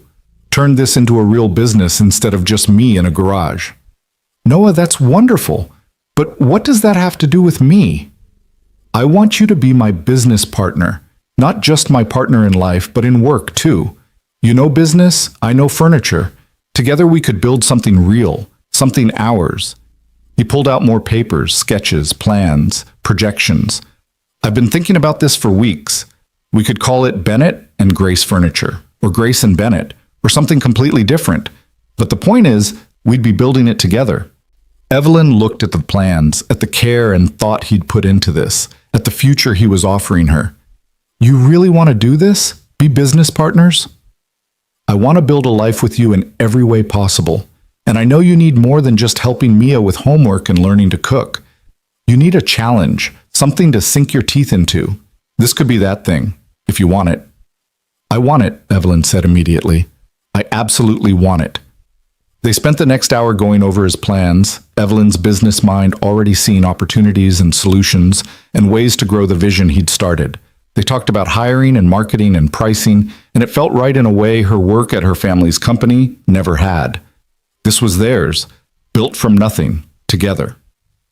New Year's Eve arrived, and with it, Charles Grace. He showed up in a rental car looking completely out of place in his expensive suit and designer shoes, staring at the cabin like he couldn't quite believe his daughter lived there.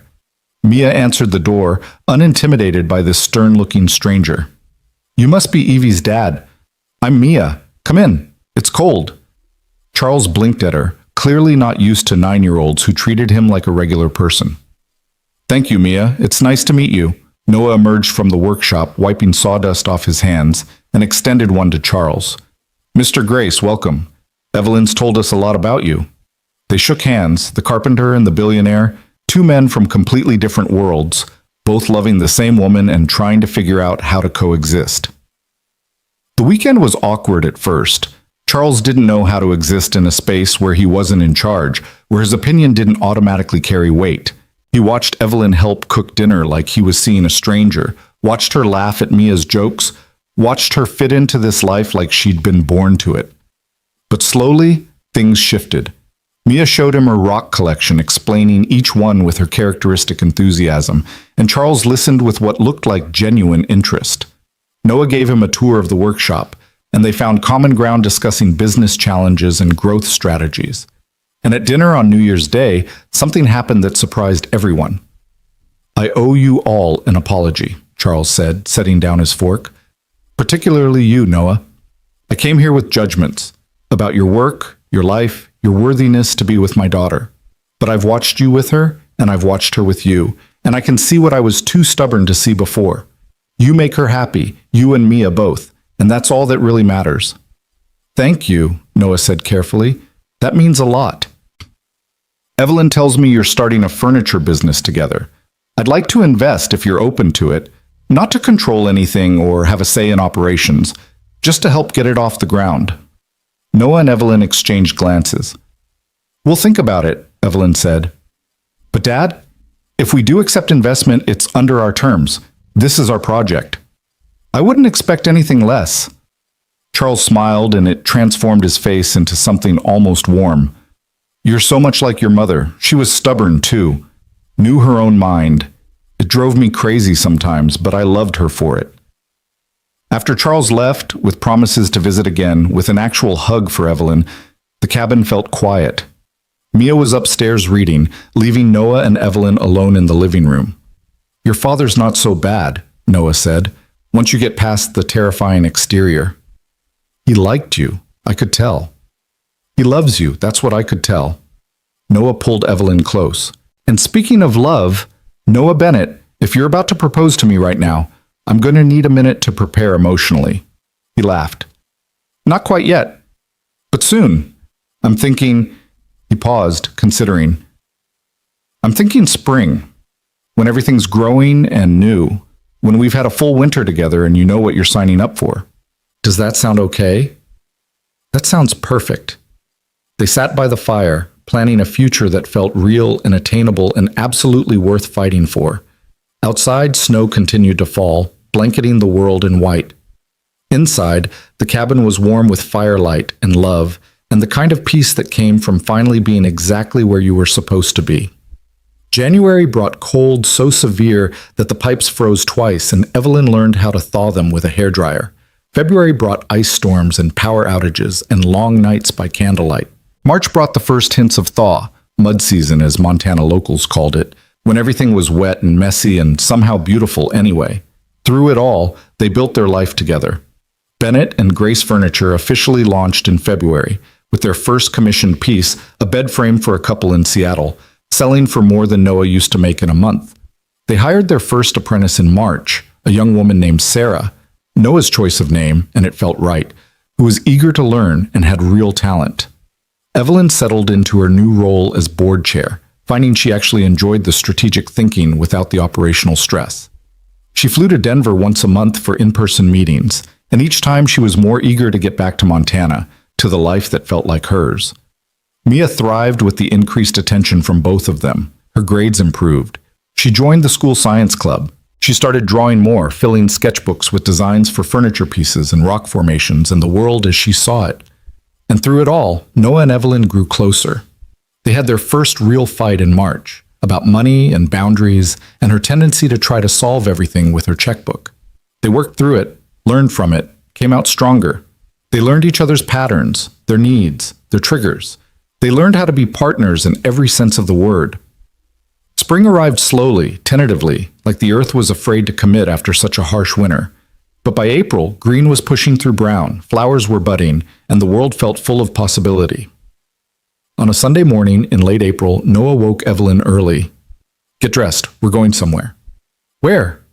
It's a surprise. Trust me. They drove into the mountains, higher than they'd gone before, until they reached a meadow that overlooked miles of Montana wilderness. The sun was just rising, painting everything gold and pink, and wildflowers were starting to bloom in patches of color. Mia was already there, waiting with a blanket and a basket. Finally! Dad said you'd sleep forever, but I bet him you'd wake up fast. What's going on? Evelyn asked, but her heart was already pounding because she knew what this was. Noah took her hand and led her to the center of the meadow, where someone had placed stones in a circle. Inside the circle, someone had carved words into the earth. Will you marry us? Us? Evelyn looked at Mia, who was bouncing with excitement. We talked about it, Mia said. Dad asked if I wanted him to propose or if I wanted us to propose, and I said us because you're marrying both of us, right? You're going to be my stepmom and Dad's wife, so we should both ask. Noah knelt down, pulling a ring box from his pocket. Inside was a simple band with 3 stones, amethyst, green tourmaline, and diamond. Our birthstones, he explained, the 3 of us together. Evelyn Grace, he said, his voice steady despite the emotion in his eyes, will you marry me? Will you be my wife, my partner, my person for the rest of our lives?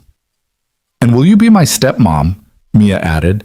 Will you help me with homework and look at rocks and teach me about business and love me even when I'm annoying? Evelyn was crying, laughing, could barely see through her tears. Yes, yes to all of it, to both of you, always.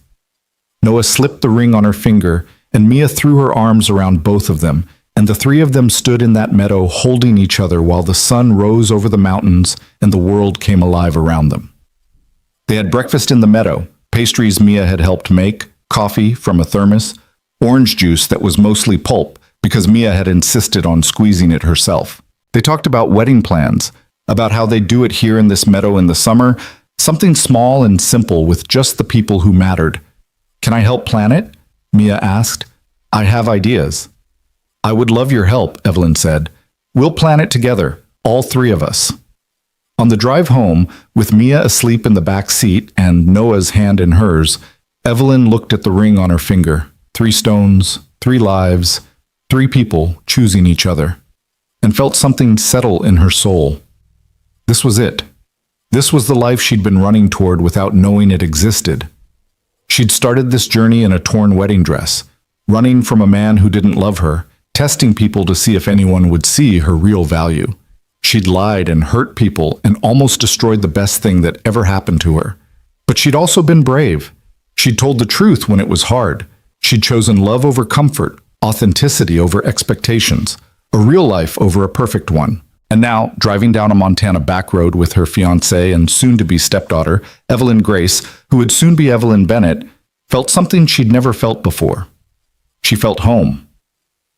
The wedding took place in August, in the same meadow where Noah had proposed.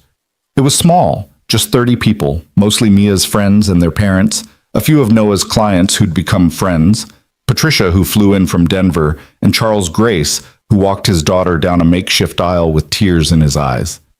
Mia was the flower girl and maid of honor, wearing a dress she'd picked out herself and the geode necklace Evelyn had given her. She took her role very seriously, carrying the rings and standing beside them during the ceremony like she belonged there, which she did.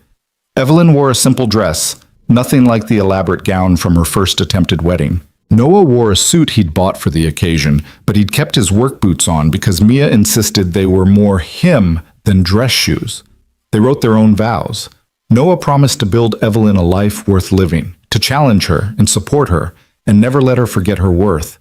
Evelyn promised to choose him every day, to be brave enough to be real, to love Mia like her own. And Mia, unprompted, added her own vows. I promise to tell you when you're being mushy so you don't embarrass me in front of my friends. And I promise to share my rock collection with you forever. And I promise to love you both even when you're old and boring. Everyone laughed, and Evelyn pulled Mia into the vows, the 3 of them holding hands while the officiant pronounced them a family.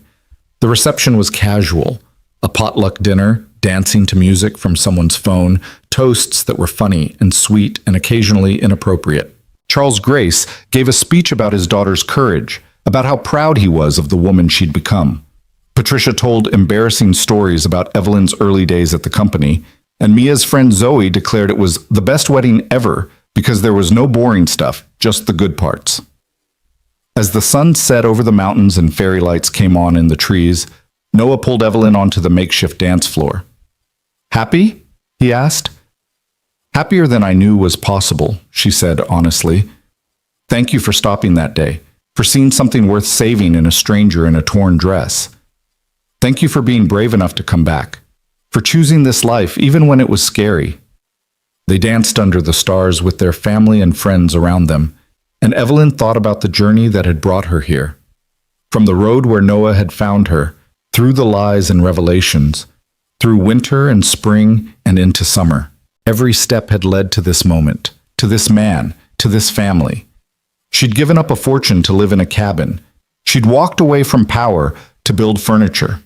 She'd traded perfection for authenticity, comfort for courage, expectations for love, and she'd do it all again in a heartbeat.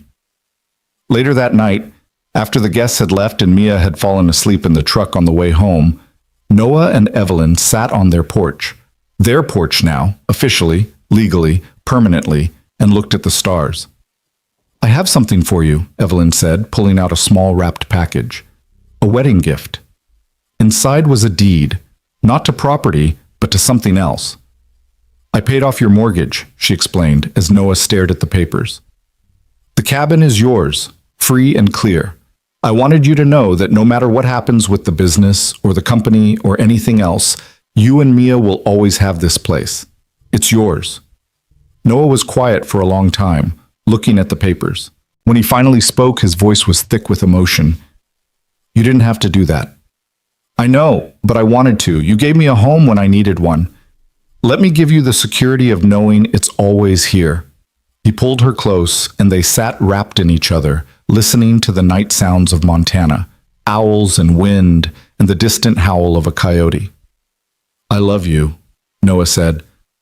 "Not for what you can give me, but for who you are. I need you to know that." "I do know that. That's why I married you." They went inside to check on Mia, who'd woken up enough to change into pajamas but had fallen asleep with her clothes scattered around the room and her new rock collection already taking over every surface.